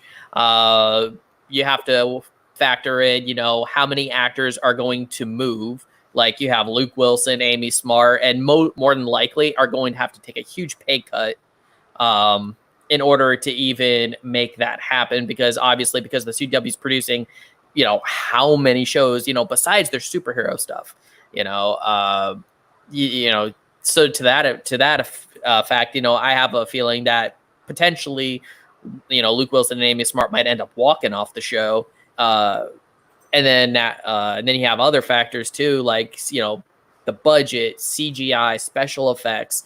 We're probably going to get way less of Stripe, the robot suit. It's probably going to be stagnant for the majority of the season, maybe having him once in the first episode, once in the middle, and then once at the end, but it'll just keep breaking down or something like that.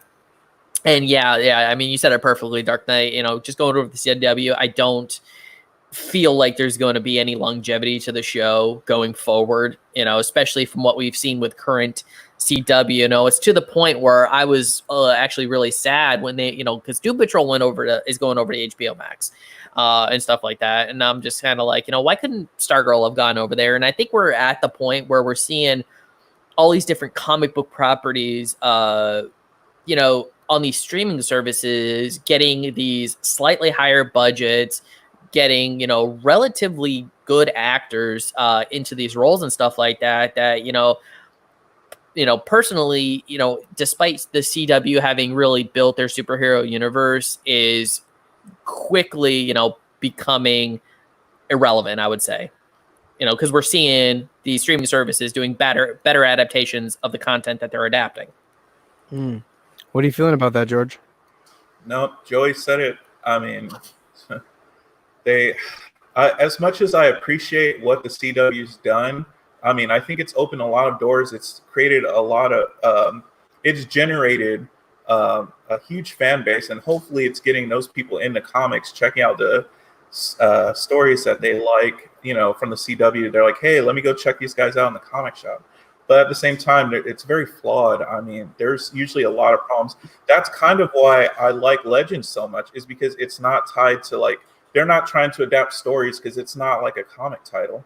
It's not, I'm not going to be disappointed after watching Legends, because they ruined Flashpoint or something like that. And I find myself kind of not wanting to watch them because I'm afraid now, like you said with Flashpoint, that it was a real letdown. And I might still enjoy it for what it is, but I mean, if somebody's going to do it better, I'd rather see that person do it better than just have it exist, than just being grateful that it exists at all. But I'd rather see it done right than being poorly executed. Yeah, well said, man. Also, George, I know you're being very polite. At any point, feel free to, like, if one of us you want to talk, just get in there. Like that's the nature of these conversations. Sometimes you just gotta part the seas. So feel free. Don't be shy. Ed Brewer agrees that Stargirl is good, but you can see it going full CW by the second season. Yeah, it is unfortunate. And stringing into the Watchmen talk, some Wookie Dude seconds me and says that Watchmen, the 2019 television show, was fantastic. So you guys go watch it. We're now 2 for 2 on this Watchmen stuff. Oki also says that he feels like Watchmen film oversimplified the message of Watchmen. Same thing happened to V for Vendetta, although he liked that one. I don't think that the Watchmen film oversimplified it. I think it just lacked a lot of the intention of the original Watchmen. It didn't, I think the best thing about that show was actually the comedian, and Jeffrey Dean Morgan's comedian in particular. I think they captured that really well. But one, I am in that camp of people that does not believe that Watchmen will ever be perfectly adapted to screen. I don't think it's possible. Between, I think, the importance of all of the back matter and all of that stuff that would just be so slow and impossible to film. And the fact that I don't think anybody will ever fully commit to making you as uncomfortable as Alan Moore did in the original graphic novel. I just, I think again, it failed to understand what makes Watchmen so special. Like, and although Zack Snyder does begin to commit to the idea of deconstructing superheroes, um, he does it on a larger scale, and he doesn't go into these characters on a case by case basis and say, you know, Rorschach is an absolutely psychotic fascist, and Dr. Manhattan was the only person in this universe with the power to save it and doesn't give a shit, and the comedian, you know, is this completely nihilistic bastard that does everything for, you know, his own ego. Dan Dryberg is an absolutely pathetic, you know, aging 40-year-old man who gets sexual kicks out of beating the shit out of people. You know what I mean? Like, they're not heroes conventionally, but they're the people with the agency and the position to be heroes. So it speaks volumes about that world, and you don't really commit to that. Like the Watchmen film, although it was cool to see Night Owl in that cool Kevlar, it's like, holy shit, he's kind of a badass. And I think it was Matt Wilson that played him. I might be wrong. He actually brought too much charisma to Dan Dryberg. Like, he was actually really charming when he was putting the moves on Laurie. And in the comic, he's pathetic. The first time they bone, he can't get it up. Like, you know what I'm saying? So the lack of commitment to those things is what kind of makes that movie a failure of an adaptation. Not as much as it simplifying the message. It's just, it doesn't get the message across. And I actually think that the whole, as much as I think that the whole nuclear scare, using that as like the big kind of bomb threat at the end, as much as I think that it was kind of appropriate to the times, there was something about the big alien monster and the absolute carnage that it takes for humanity to kind of assumedly get together on a very temporary level is insane, right? Like, the thing about the monster is that, like, blood is literally running in the streets, body parts, limbs, torsos, like disembodied legs are just like all across New York City. And that's what it takes for humanity to assumedly unite.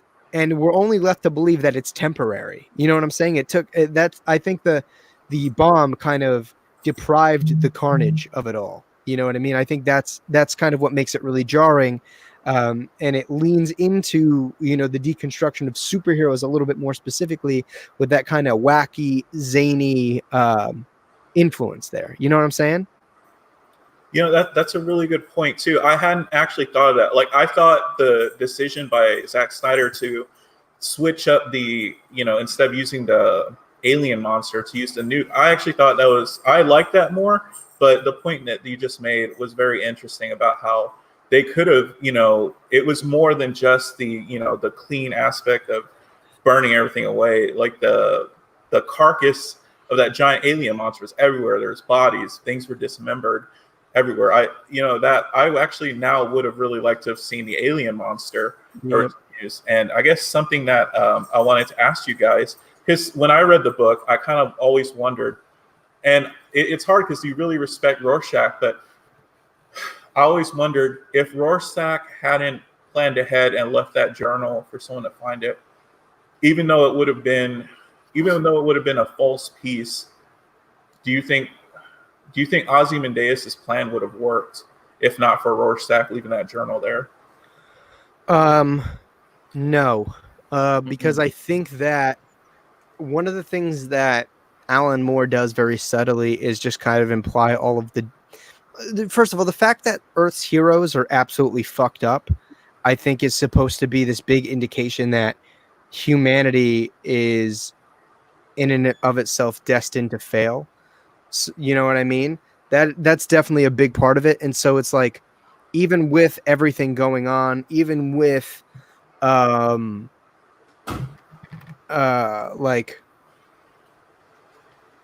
even with things seemingly being put in a direction where humanity can thrive and redevelop itself in a more positive direction, I think that what Watchmen does is kind of make you lose all faith in humanity. You know Yeah. what I'm saying? And when you look at it, you're supposed to think, oh, like the day might have been saved, and then you're like, you know what? Like things don't seem to go really well in this book. This world is, I mean, I know it's kind of, well, it wasn't really before his time, but it's like that hyper aggressive kind of Tarantino world where it's just like people are destined to be like apes. You know what I mean? Like you really look at the Watchmen and that world, and I've made this joke all the time that like if there's life out there, they're looking at us and they're like, man, the apes are still throwing shit at each other. I feel like that is very much that world. It is the embodiment of all of the aggressive natures of humanity and the selfishness and those very kind of animalistic desires. And so, my long-winded answer is no, I don't think that was a piece that has any longevity to it. I think the world would have dismantled it regardless. And yeah, I don't think that was the thing. I don't think peace would ever come in the Watchmen universe. It's not meant to. Yeah, and I definitely I agree with what you're saying right there, because even if Alan Moore did come back and stuff like that to write a sequel to Watchmen and stuff like that, he never would. I know he never would. I'm just what if it's like if we ever did see like a true honest to God Alan Moore Watchmen sequel, I always felt like at the very end of the story that yes, absolutely, he printed the journal for everyone to see, which would dismantle Ozymandias's plans right there, because again, like let's say they didn't, I always kind of felt like when it came to Watchmen, and it's it's a very like nihilistic story too. It's always just kind of like we will always revert to self gratification and wanting to urges. Exactly, like just try to get ahead, even if we have to step on somebody else's neck, essentially. And even to a degree, let's say for the sake of argument that Ozymandias' plan worked, it's like, and it lasted a couple hundred years. You had a couple hundred years of people just working together. It's peaceful, but then you get to a point where, you have people start looking back and going like, start questioning, oh, did this even really happen? How do we know it was real? How, oh, history was changed. They changed history, and this kind of thing, to make it go in, whatever narrative they want to, push it, because that's the thing is like, there's always the altering truths to the story, the perspectives of the other characters and stuff like that. And to a degree, and I agree with Dark Knight, this is a world that was always destined to fail, which of course, makes you take a long, hard look at humanity and stuff like that, and what does that say about us and where we're ultimately going to end up, even if we ourselves manage some kind of peace through some kind of means, how long is that structure really going to last? Because you're always going to have, the anarchists and whatnot that are going to want to try to dismantle it in order to fit their ends. How long are we going to have a world of peace before someone wants to take it over, or to that effect? Well, that world is very corrupting. You get to the point where that world has driven the one being with the power to save it to total isolation. Yeah. Dr. Manhattan, I have this firm theory that, John Osterman still exists somewhere inside Dr. Manhattan. And you see that in the moment where he reacts to kind of the claustrophobia in that scene where all the reporters are kind of going at him. And I always I've always posited that, Dr. Manhattan has emotions, but because he experiences all of time in that one state of being at any given time, is that if he reacts to any of those things on an emotional level, I think it would cause like this cascade overreaction, and therefore like he instinctually cannot respond to all of these different stimuli that he's feeling at once. And that moment was where he did, and he goes out of control.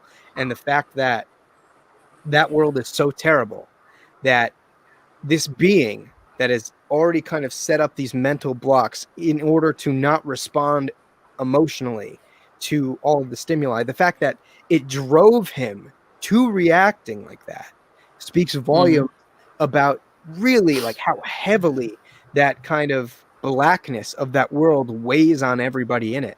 You know, you put the one being with the power to change it in a situation where he does not want to change it. He doesn't want to go near humanity.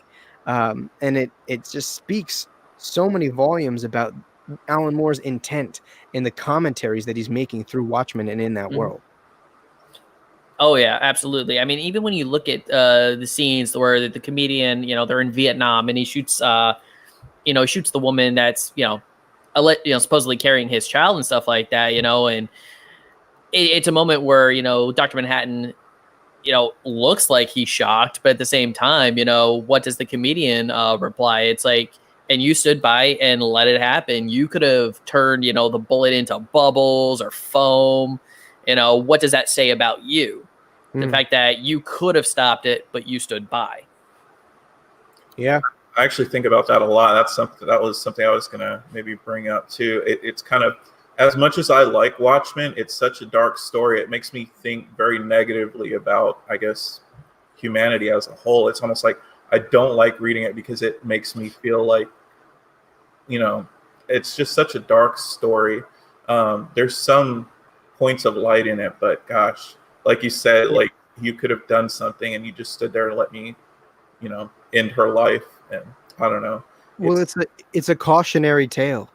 You know, I think it's made for you to look at it, be kind of disgusted, and reflect on the world that we live in and how kind of eerily similar some things in the real world are to something like Watchmen.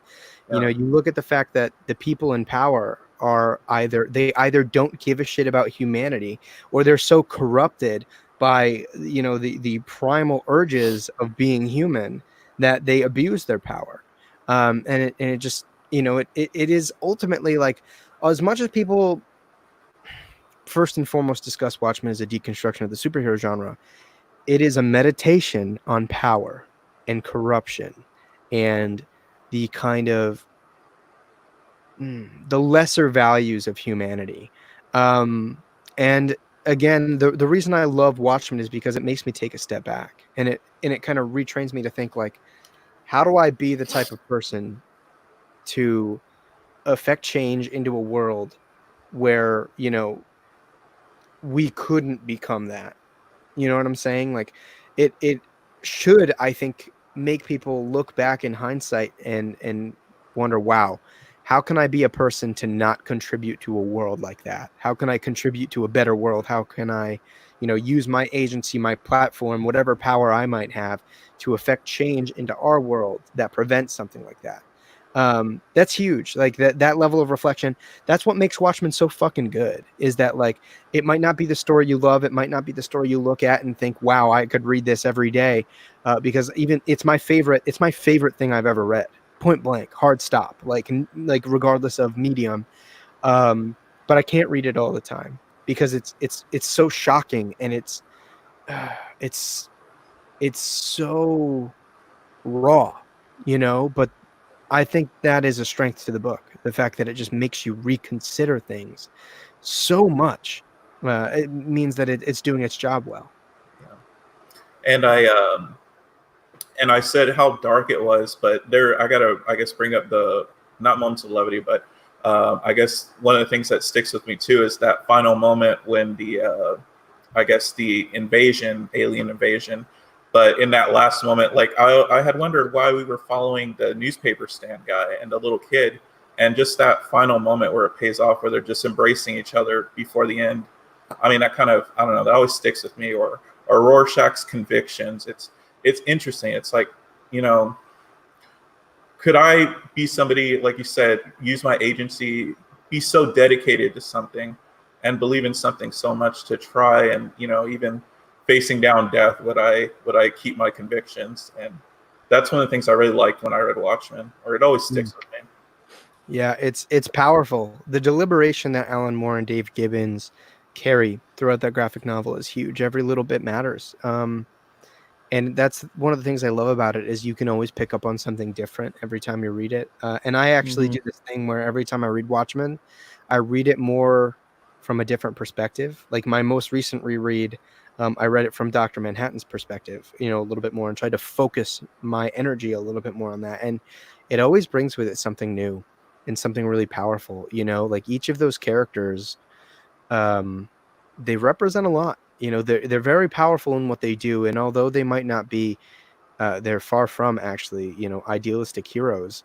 And they're even like, to call them a flawed bunch of heroes is an understatement. But they work as accent pieces to kind of the frailties of humanity and to the human psyche, and it's super super strong. You know what I mean? Like I mean, I showed you the Sandman tattoo. I have a Watchman tattoo as well. It's hard to see because my arm is angled poorly, but like, it means a lot, and it's always a constant reminder that time pushes us into directions that are often not favorable, and knowing that we have to try to affect as much change as we possibly can in the time that we're given.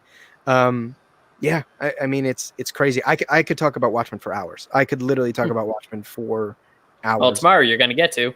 Oh yeah. When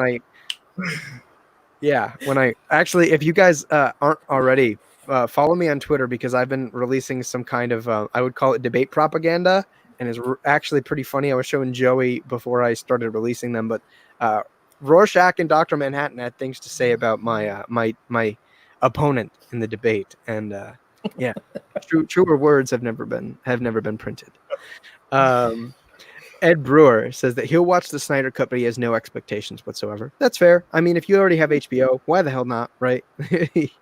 That's how I feel. But you guys don't have HBO. Are you going to sign up for HBO to watch the Snyder Cut when it comes out? Is it that much of a necessity for you?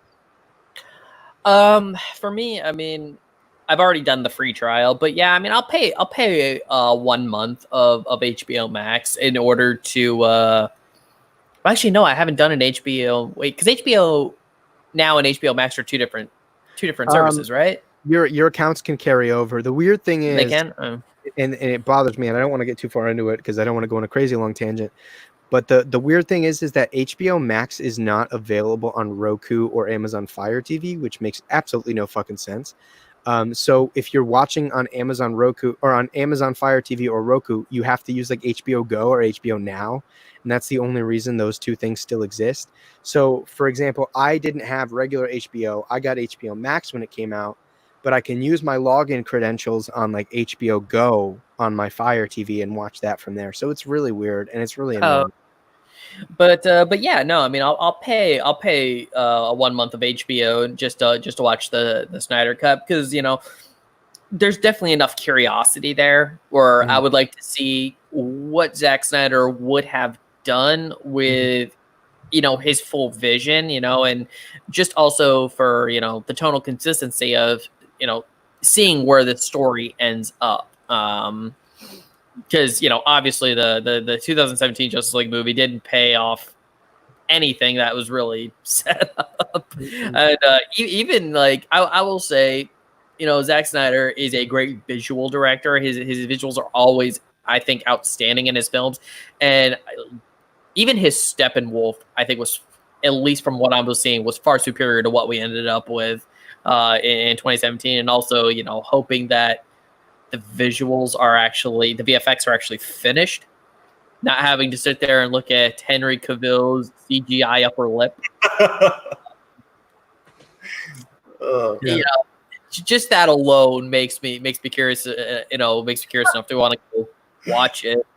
It's just like, man, yeah, it'd be great to see Henry Cavill without a CGI face, because it was, that always bugged me about seeing that. That's one of the funny things. It's always bugged me about the 2017 Snyder Cut, or not Snyder Cut, but Justice League, 2017 Justice League, is that was just such bad CGI. It was so horrible, And then I watch these videos with these YouTubers with Premiere Pro or After Effects, doing the same job in about 10, 15 minutes and making it look more convincing. Yeah, it is sad. What about you, George? You signing up for HBO Max to watch that big old Snyder Cut, or what? Yeah, I want to give it a shot. I mean, I like Ed was saying, I don't really have expectations about it, or they might just be really low. But at the same time, I liked it. I know a lot of people really hate Justice League, but I liked it for what it was. But man, I remember sitting in that audience, and like something I like to do is see people's reactions too. And I'm there for a lot of Avengers movies, and people are having a great time. But the Justice League movie, me and a few others were like the only people really reacting to it, and I felt kind of bad because I wanted the movie to succeed. I love DC, the DC universe, and so I'm hoping the Snyder Cut can hopefully have a better fan reaction than the theatrical release did. Yeah, and that's something I always remembered too. Is like back in 2017, my wife and I saw Justice League opening weekend, and in opening weekend we were one of 7 people in the theater. Oof. Ours was packed, and so the silence was really stood out. But gosh, just 7 on opening weekend. Yeah. Yikes. Yeah.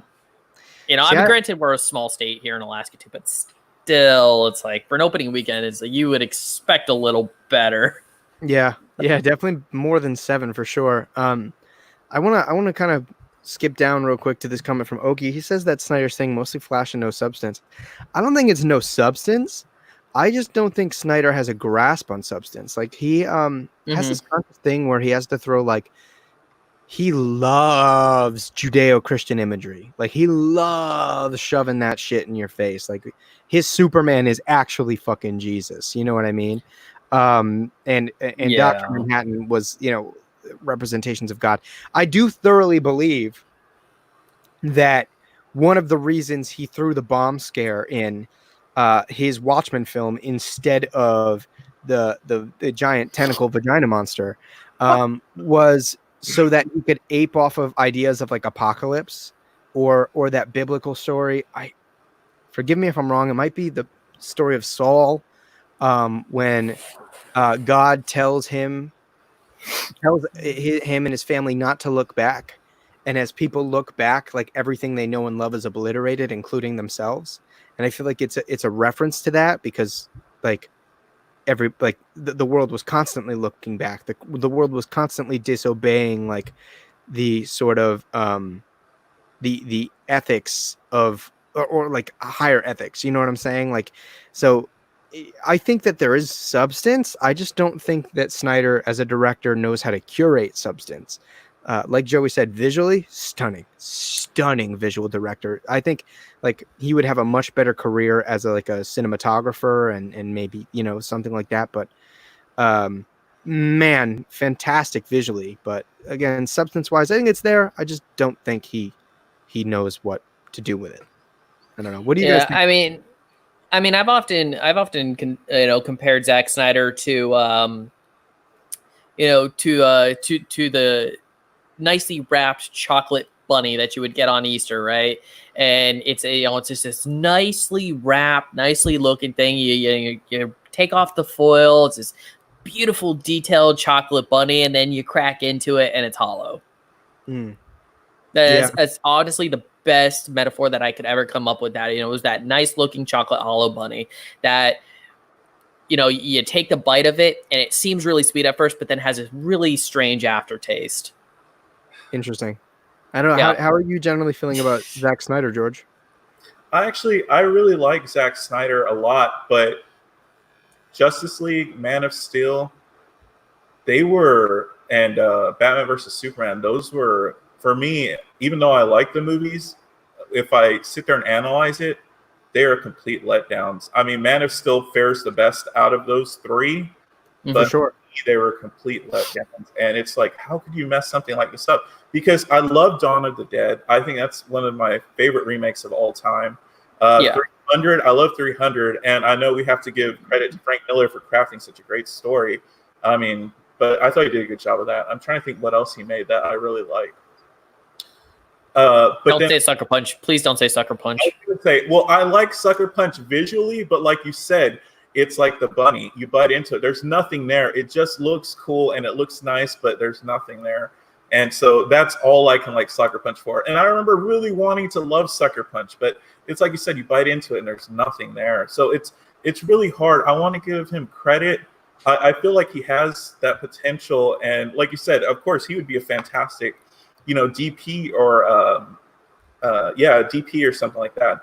But I've seen he can do good things too. And I'm just wondering how he didn't do that with Man of Steel, and I'm not sure how y'all feel on the ranking of Man of Steel and stuff, but I feel like Man of Steel, Batman versus Superman, and Justice League. That's why I was kind of, I don't want to say glad that things didn't work out with Justice League, because I wouldn't say that exactly, but I wasn't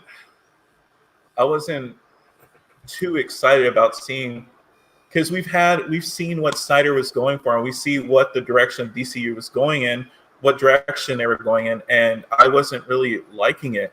And now I'm kind of glad that they're doing something different. And that's why I'm kind of wondering if the Snyder Cut is something that, hey, we really like this, and Warner Brothers changes their mind, and they're like, hey, maybe we should stick towards what Snyder was originally going for. I'm wondering how that's going to affect things, because I almost feel like Shazam or Wonder Woman, or I guess, no, Wonder Woman would fit in, but I feel like they might not be. I guess the sequels to Shazam and the sequels to Wonder Woman would have to alter themselves to fit back into a Snyder universe. Mm-hmm. Yeah, I agree. I mean, I don't think that he should not be the director curating the universe. Like he's not a good guiding force. I don't think that, as much as I actually don't mind some of his tonal choices, I don't think that it is what the overall DC universe needs. And I thought his Batman was perfect. I know there's a Batman movie that's coming up, and I know I'm hoping Robert Pattinson does a good job with it. But I actually thought that, and my wife really doesn't like Ben Affleck's Batman, but I thought he was the perfect Batman so far. In Batman versus Superman, I thought that was what I'd always wanted to see, of Batman on big screen. I agree. Ben Affleck was easily the best part of Batman v Superman. Mm-hmm. I don't love everything about the way he was written, but Affleck's portrayal was incredible. And Affleck is actually a big Batman fan. Like Ben Affleck used to read Batman comics. He used to be pals with Kevin Smith. And admittedly, the idea of a Batman movie directed, starred Ben Affleck, written by Affleck and Jeff Johns, excites me so much. I was so excited for that movie, and I will admittedly say that I think I want that movie more than the one that we're getting. Although that like what we're getting is nothing to scoff at. There's such an attention to detail that Matt Reeves is going into making this movie. I mean, he's not looking for big names for the cast. He's looking for big fucking talent. I mean, this is like incredible. I mean, you have Robert Pattinson as Batman, right? Like I said, arguably, I think one of the best young actors alive. Zoe Kravitz, who doesn't have a lot to her resume, but you look at, she was part of a television show with Meryl Streep and could carry herself. I mean, if you can be on stage with Meryl Streep and not get completely overshadowed, that speaks volumes, because Meryl Streep is like a fucking goddess on camera. You got Jamie Delano as the Riddler, crazy. Colin Farrell as Penguin, Jeffrey Wright as Gordon, Andy fucking Serkis as Alfred. I mean, come on, this is talent incarnate. So the fact that he's taking that much attention to detail, and even like who he's getting behind the screen. I mean, his cinematographer is the same as Rogue One. Rogue One was a beautiful movie visually. He's getting fucking Michael Giacchino to do, the film score. Like, oh my God, the attention to detail is insane. So, like, as much as I would be foaming at the mouth for what was planned for a Ben Affleck Batman movie, I'm certainly not feeling shortchanged by what we're going to get now. I don't know. It's looking pretty good, and I don't want to get my hopes up too high, but goddamn, man, I think that this has the potential to be the best Batman movie ever. It's that the hype is definitely there. And I agree to that to no end. I mean, I mean, yeah, I mean, the talent speaks for itself, essentially, in terms of what to expect. I mean, not since I would say 1989's Batman. Have I actually seen the hype from some people? There's almost something very interesting about that. I mean, I don't know if people are going to be like carving the bat symbol in the side of their fucking heads like they were in 1989, but but just in terms of the excitement that I'm definitely feeling for that is astounding. And I would think they would have to add. I would say I would phrase it like this. In terms of the talent that they have for this movie, they would have to go out of their way to try to make this movie bad and to try to make it suck in order for it to actually suck. Because I mean, Matt Reeves. I've always liked Planet of the Apes, but what Matt Reeves did with Planet of the Apes was just, oh my God, it was so good. It was Next just level. so good. I never thought I'd look at a Planet of the Apes movie and be feeling those kinds of feelings, where I'm just like, my heart, because I mean, otherwise Planet of the Apes is just a great sci-fi movie, set of movies and stuff like that. We've already talked about, Robert Pattinson and stuff like that. And yeah, I mean, just all around. I mean, like you said, Colin Farrell, Andy Serkis. I just don't see this movie going wrong. It's gotta be amazing, especially since, I've heard rumblings that there's going to be a slight adaptation cross combo, maybe between Year One and The Long Halloween. I mean, that in itself sounds amazing. And as long as you have the proper writers, the proper director to really balance everything out, yeah, this is gonna be a great movie, and the people that are excited for it should be excited. Oh, I am. Trust me, I am. Yeah. Paul Baker also says that he has complete faith in the abilities of the talent. It's going to be a well-crafted movie without a doubt. He just knows that we're never going to get a Batman movie where Batman actually feels like Batman. I disagree. Yeah. I think that this movie is going to make, and I could be wrong. We haven't seen anything yet, but I think it's going to feel like Batman. I mean, the fact that I think Matt Reeves is co-writing it with Matt Tomlinson. And they've oftentimes gone off about how they're bringing Batman back down to the streets and how this is going to be a detective-driven Batman story. And I think that speaks volumes. So I think if anybody's going to do it, it's going to be this one, man. I am stoked, and I really hope I'm not going to, be walking into the movie like BVS and be completely let down. But G fucking Willikers Batman, am I excited? I don't know. I mean, I know we've been kind of on and off speaking about the Batman film, but I mean, how do you feel about all this talent, George, that's being attached to this movie? Like I said, I mean, I feel like both on and off screen, he is just accumulating such a strong, creative team of people to make this a goddamn good movie. I mean, you made a really good point about the talent that's involved with this project. And I feel bad because the way you seem so excited about this, you almost made it sound like it was like it's too big to fail kind of a thing, with how they've stacked the deck in their favor by assembling all the talent, really fantastic cast, crew, everybody involved. But I remember feeling the way y'all were talking about the film. I remember feeling that exact same way with Man of Steel, BVS, and Justice League.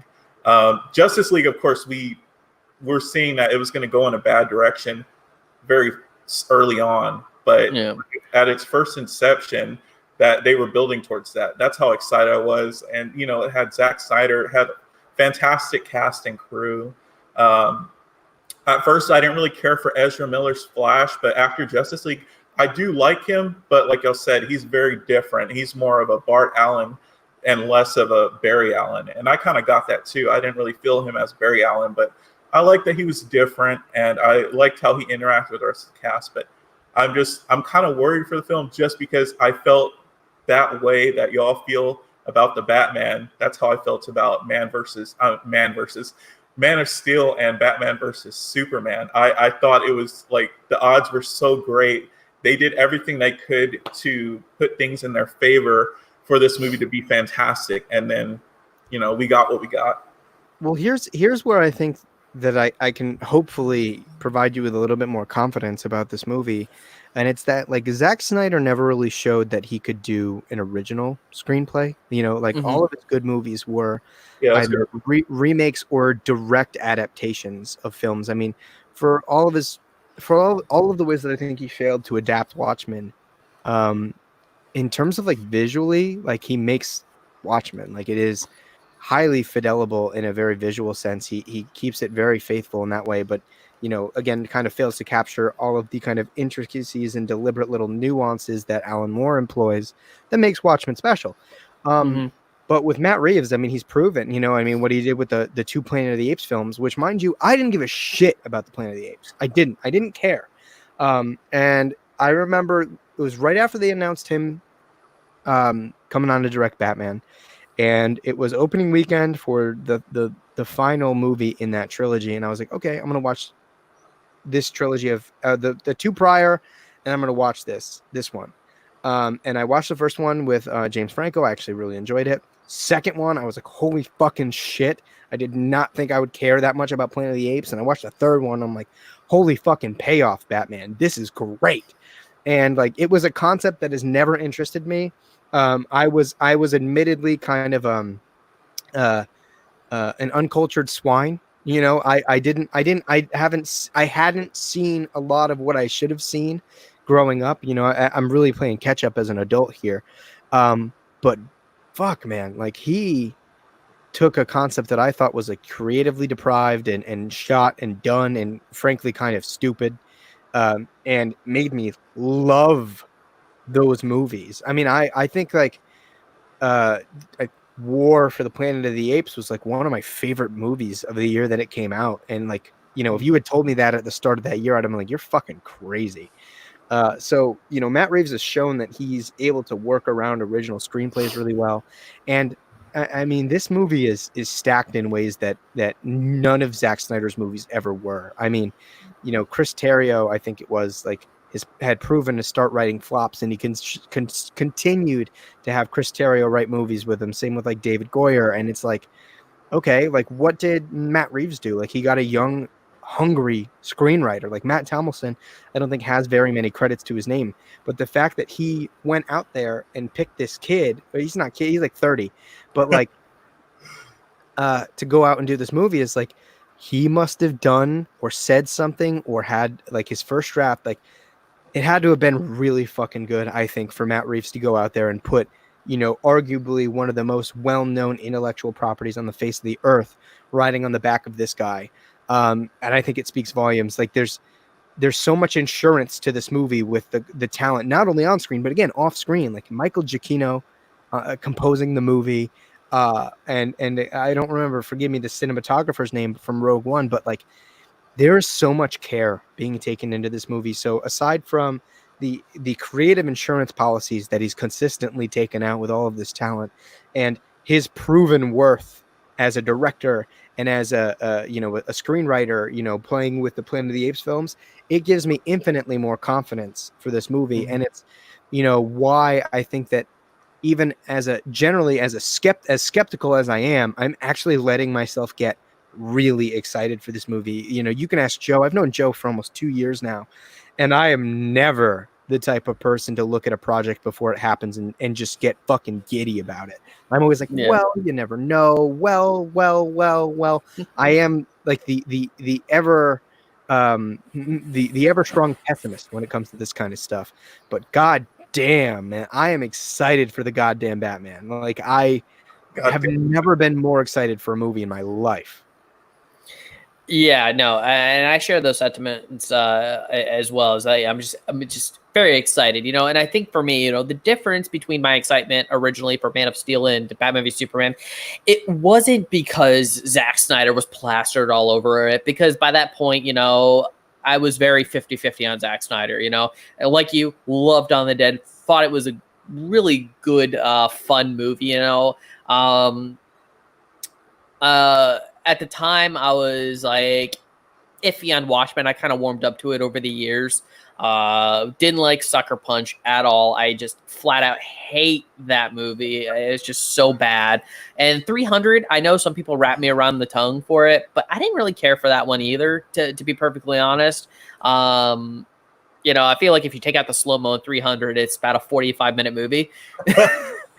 But yeah, no, when it came to Man of Steel and BVS, it was just, like I said, it was less about those names being attached to it and just more about the prospect of seeing a new Superman movie. The prospect of, for the first time in live action, seeing Batman and Superman in a big budget movie together, there it was just, like I said, that in general, it was the prospects of seeing those ideas on the screen. Whereas here, my hype is just purely on talent alone and what I'm seeing off of that.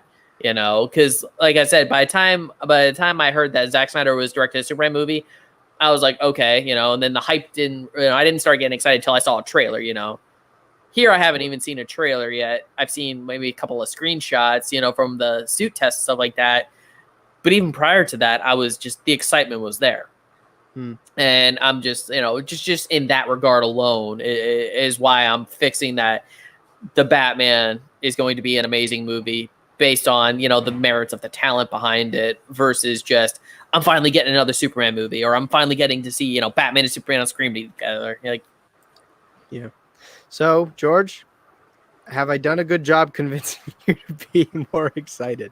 Actually, man, you guys have done a fantastic job of making me reconsider, because for me, story is kind of everything. And just to know that, Matt Reeves is going to dedicate a lot of time and effort into putting out a good story will definitely make me feel a lot more confident. So I think I'm kind of with you guys. Like, I don't know how this movie can do bad, and I don't want it to.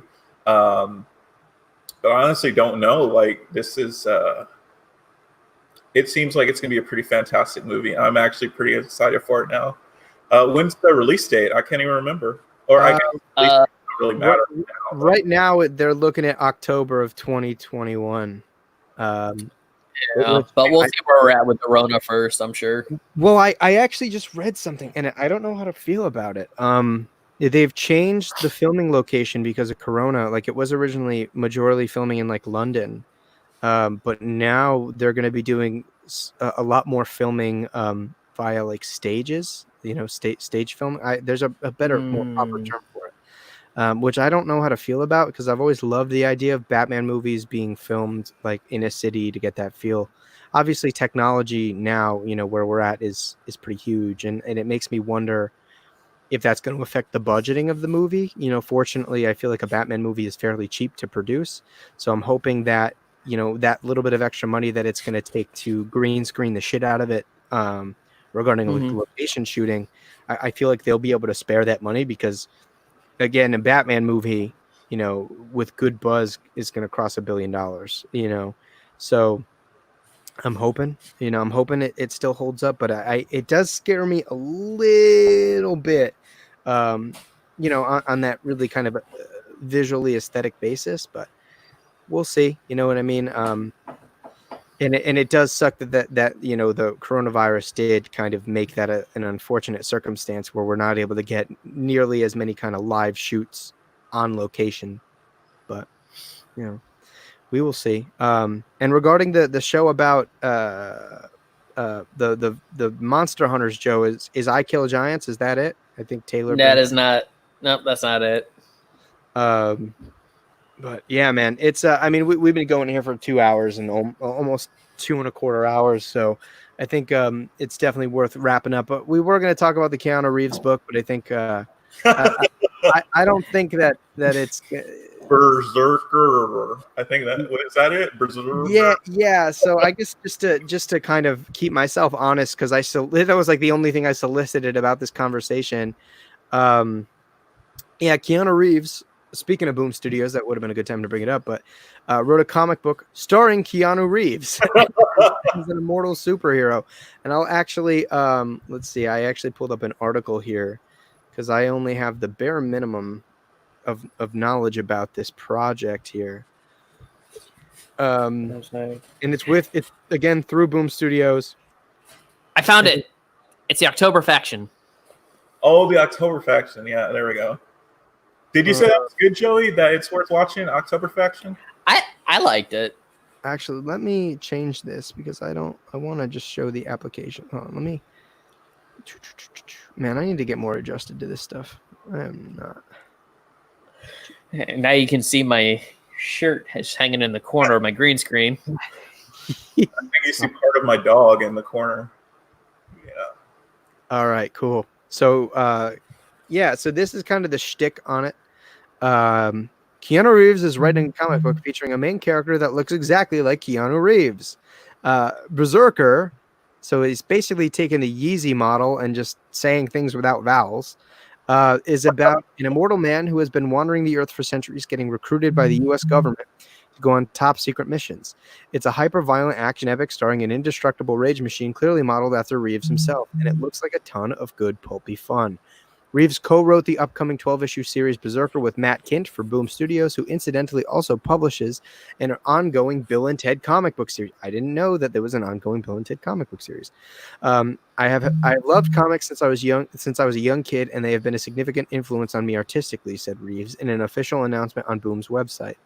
To have the chance to create Berserker and collaborate with legends in the industry like writer Matt Kindt, also Alessandro Vitti, color artist Bill Crabtree, and letterer Clem Robbins, and conceptual cover artist Raphael Grandpa, along with the great folks at Boom Studios, is a dream come true.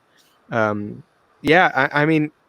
it looks like, I think on the outside, looking in, it would have been easy for me to kind of dismiss this, but it seems like they're getting all the talent together. And again, Boom has kind of just been on this trend of making quality content out of things that you might not think would be quality content.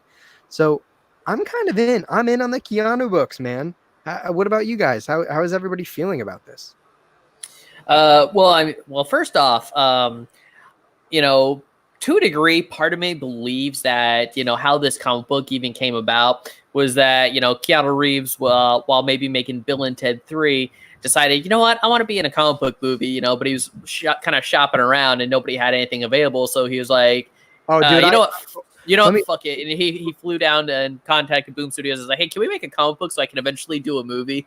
Let me stop you right there. I don't think there's any shortage of people wanting to cast Keanu Reeves in a comic book movie. Like that's where I'll disagree with you there, my friend, because I mean, first of all, there have been rumors, and that I totally believe, that the MCU has been going after Keanu for a while, and I'm totally unsurprised. I just think that Keanu, I don't think there's been a comic book role offered up to him that he wants. Yeah, it's on Keanu because there's no fucking way that both WB and Marvel Studios have not offered Keanu Reeves huge parts in these comic book movies. I just don't think that they're roles that he wants. I think that he wants to put himself in a situation where he can do his own comic book and do you know what I mean? It's basically Immortal John Wick minus the dog. You know what I'm saying? So it's like, why do somebody else's story when you can make your own and make it everything you want it to be? And when you're Keanu Reeves and you have the clout to do it, like, why the hell not? So sorry for interrupting you, but I definitely don't think anybody is turning Keanu Reeves down for a comic book role, especially because I think we're in the middle of the Keanu-sance. Like, everything is all about Keanu all the time. Okay, maybe not turning them down for roles, or maybe at the very least they're not coming fast enough. I don't know. But even so, yeah, like, part of me wants to believe that he just walked into Boom Studios and was just like, let's make this happen so that at some point I can make a movie about it. And I really, and yeah, the fact that Keanu Reeves is like helping to write it is definitely what has my attention about it, hands down, of course, because Keanu Reeves is he's a very likable guy. There's no doubt about that. I just love hearing those stories about him just turning up in certain places, just because, walking into someone's wedding, and everybody's like, holy fuck, Keanu Reeves is here. Of course it's gonna be a good time. Or even how there's this movie on Netflix called I think it's called Always Be My Maybe, And there's actually a few sequences in it with Keanu Reeves, and like I looked it up and got the story behind that. It was just one of those random occurrences where, you know, he was doing John Wick 3, and then just I guess he was talking to like one of his friends on that movie, and he decided to fly down there and walk onto set, and they're just like, well, fuck, while you're here, why don't we give you a part for the film? And so like they wrote him into the movie, and I think that's really super cool. You know, and again, just the prospect of a Keanu Reeves comic book where he may be just like a heroic version of Vandal Savage sounds really freaking awesome. 100%. How are you feeling about it, George? I actually love the title. Looking forward to the comic, and I can't wait for the eventual movie. I guess the other thing I was wondering, so how do y'all feel about possible Silver Surfer? Starring Keanu Reeves? I mean, I guess casting the Surfer as Keanu. What do y'all think? Yeah, I mean, I'm in. To be fair, I'm not like a massive Marvel Cosmic guy, so I'm not the biggest Silver Surfer fan, really. Like most of my Marvel space is like with Daredevil and Hell's Kitchen, and Thor is cosmic, but Thor has kind of his own flavor that I partake in. But it's I'm in. Like he's a talented actor. He really does all of the appropriate. Like he has the chops combined with the dedication, you know, to bring to the role. So yeah, I mean, I'd be totally game with Keanu as Norrin Rad. You know, I think it'd be, you know, hopefully they CGI out his beard a little bit better than Henry Cavill got his mustache CGI'd out. But, you know, only time will tell. Well, I mean, Keanu's already shaved for Bill and Ted 3, so it's like, you know, just shift him from one set to the other. It's like, boom, there you go. What about you, George? How do you feel about it? Oh, I feel like, you know how Ryan Reynolds is like Deadpool? I feel like Keanu Reeves was born to play Silver Surfer. I honestly can't see him playing anybody else. I mean, I'm sure he'd do a fine job as somebody else, but I feel like he could really bring Silver Surfer to life. And I'm looking forward to that. You know, I know there was a prospect for a while that people maybe wanted to see him as Mark Spector, aka Moon Knight. Oh, he would be a good Moon Knight. I've also seen early talks back when I think it was Age of Apocalypse when they had that little Wolverine cameo. People were like, "Oh, what if we get Keanu Reeves?" Like, that'd be, Keanu Reeves. He's the one that replaces Hugh Jackman in the MCU. Or would it be Keanu Reeves or Wolverines? Wolverines. I kind of like Keanu Reeves a little bit more. It sounds a little more has a little more flow to it. I don't know, a little more flavor, I guess you could say. I mean, I'd be fine with him taking up any three of those roles, frankly. Although I think that the between Mark Spector and Norrin Rad kind of captured me a little bit more. But yeah, I mean, he's a proven actor. He cares about the material. He's dedicated to the roles that he takes, and he's a fan. Like he's a comic book fan. So that goes that speaks volumes. You know what I mean? Like, where would we be without actual comic book fans making these movies? I mean, fucking Kevin Feige, come on! Like, it goes to show how much passion kind of drives the success of these films and these adaptations. Yeah, no, absolutely. You know, and over the years, I mean, we've seen what a soulless cash grab of a comic book movie can be, where, you know, where it wasn't made by comic book fans, you know, and they're just, like I said, just soulless cash grabs, you know, and, you know, it's really important to get people who care about the material on the project so that they essentially turn into passion projects, because, you know, I mean, even we see it on YouTube with fan films and stuff like that. Who really does it better than the fans? You know, other than maybe the original creators themselves, you know, in terms of the writing. But, you know, yeah, when you know, you always feel when Hollywood execs get involved, that's where, you know, like if you ever, 9 times out of 10, you know, whenever I see a movie in a comic book movie, and it's just like, even if I love it, if there's ever a scene in it that I hate, my brain sometimes defaults to, oh, that was probably a decision from, you know, one of the executives that just doesn't get it. You know, they just wanted it their way for, you know, those couple of seconds, you know. And we've seen movies, you know, Justice League definitely is one of them, is what happens when the execs maybe get their hands, you know, too far in the you know, the ingredients. And yeah, exactly. You know, they just get their hands too far in the cookie jar.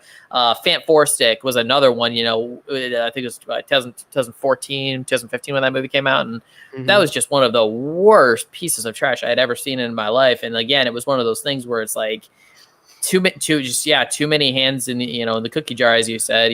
Too many cooks in the kitchen, essentially, or where everyone's just throwing in their ideas of what they want. Because I've read the reports on that one too, where like Josh Trank's like, it's like, okay, cool, I want this person for that role, and the execs are like, okay, well, we'll give you this person, but you have to put this person in this role, even though you don't like that person, and stuff like that. And it's just, it just gets crazy about when you're dealing with these big budget, Hollywood blockbusters that have the potential of crossing $1 billion if you do it right. And then just, and of course you have the executives that just look at it as their investment rather than looking to just make a quality product. Yeah, fair enough. And as we come to a close here for the conversation, how are you feeling about this comment here, George? Keanu as Reed Richards. I think that's an interesting one. That would be pretty interesting. I've heard a lot of the casting. A lot of people want John Krasinski. And I think he'd and Emily Blunt, and the Invisible Woman.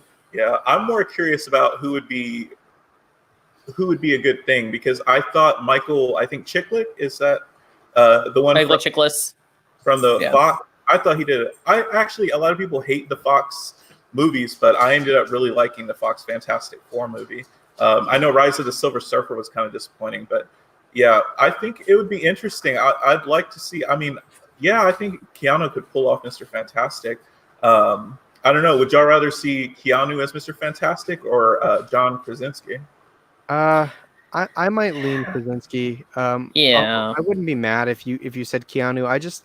I think Keanu, he needs to play a little bit more of a dynamic role. Reed Richards is a cool character, but I wouldn't call him super dynamic. Like, he's just kind of a smart douchebag. And I feel like Krasinski could do that and also bring the heart to it. I'm not saying Keanu wouldn't, but it also doesn't hurt that, like, visually, like, the Jonathan Hickman Reed Richards looks like fucking John Krasinski. You know what I'm saying? Like it. So I would probably prefer Krasinski and Emily Blunt. Also, as an aside, can we just get an obnoxious like Michael Rappaport to voice the Thing? Like how fucking fun. It's never gonna happen, but how fucking funny would it be to hear like a grizzly Michael Rappaport as the voice of the Thing? Like shitting on everybody's choice. I can get on board. On everybody's taste in hip hop throughout the movie. Like that's all he does. I could get on board for that. That'd be some funny stuff. Apparently, Chiklis is a fan of comics as well, which I did not know. Thank you for the facts, Oki. But I do at the end of the day, man. We do all have lives to live, as much as I am definitely enjoying the conversation with you guys. But I want to say thank you first and foremost to those who showed up to watch this conversation live. You guys are definitely the heart of shows like this. And if you would like to see Comics and Coffee a little bit more frequently on the channel, something super casual where you guys define the conversation entirely, please feel free to let me know down in the comments. And, obviously like this video, show it the support. That's the easiest way to show me that this is something that you want to see more often. Otherwise, if you're new to the channel, make sure you check out shows like Let's Talk Comics, which is a little bit more of a deep dive into specific types of conversations. Sometimes they're more relevant topics, sometimes they're more evergreen. And then obviously Comics Insider, the show where we break down, discuss, and analyze comics on I guess in Joey's terms, on a surgical level. Otherwise, make sure you guys check out these gentlemen here joining me. And I want to thank you guys, obviously, for sitting down for a clean 2.5 hours and just shooting the shit about comic books and all this awesome geeky stuff. You can find links to these guys' channels in the description below. Make sure you go check them out. George, man, it's good to finally have you on, and we'll definitely have to invite you back again to do something, because this was a blast. Thank you, guys. I really appreciate y'all letting me hang out with you guys. Anytime. And Joey, man, as always, it's always a good time getting you over and having these types of conversations, my brother. So yeah, but thanks for the invite, man. Like you said, it was a great 2.5 hours. I've enjoyed it, but now I'm starving and need some breakfast. Yes. And George, do you have a Twitter? I think it's the George is here or something like that. I tried looking you up on Twitter to throw it in the description, but I couldn't find a Twitter for you. I haven't used it in a while. I guess I'm pretty sure it's the George is here. Okay. I haven't used it in a while, and it's kind of ridiculous. It's like, what? Why am I here? You know, I don't know. Well, We can find you on Instagram. Yes, you can find him on Instagram at Uncanny George and a couple other ones that. But yeah, make sure you guys go check George out, man. Like, I can't wait for the next Uncanny George video, man. It's been too long. I know life gets busy, but you know, I think the world is ready. You need to come back like Captain America after the time machine joint and just surprise everybody. Just kick the door down and just go for it, man. You know, that's what we always say. It's like, you know, sometimes it might take a sleepless night or two to get a video out, but you know. I'm working on stuff. I actually had a Denny O'Neil video where I guess I was talking about Batman Venom because we did that thing where I guess we pulled the book to our face or something and we're like, hey, look at this book. I filmed it and I started editing it and I never finished it. I'm probably going to delete it, but I kind of want to restate it. I did it before Denny O'Neil's passing, and so I kind of maybe want to talk about that. And so I mean, well, you could always throw an add-on to it if you wanted to. You could always incorporate something about Denny, but I mean, come on, man. The people want it. The people want some more Uncanny George, man. So give it to them. Thank you, guys. I appreciate the kind words. Yeah, man, anytime. But yeah, man, I do want to close out again just saying thank you to the live viewers. Thank you to those of you who are watching later. If you enjoyed this video, make sure to leave a like and subscribe to all 3 channels. You can click the big sexy red subscribe button down there for myself, and obviously click the links in the description to find these 2 gentlemen. But as always, I want to thank you guys again for watching. Thank you to my lovely cast of gentlemen sitting here having the conversation. And this is going to be Dark Knight Nation and the crew signing out for another fantastic episode of Comics and Coffee. Thanks again.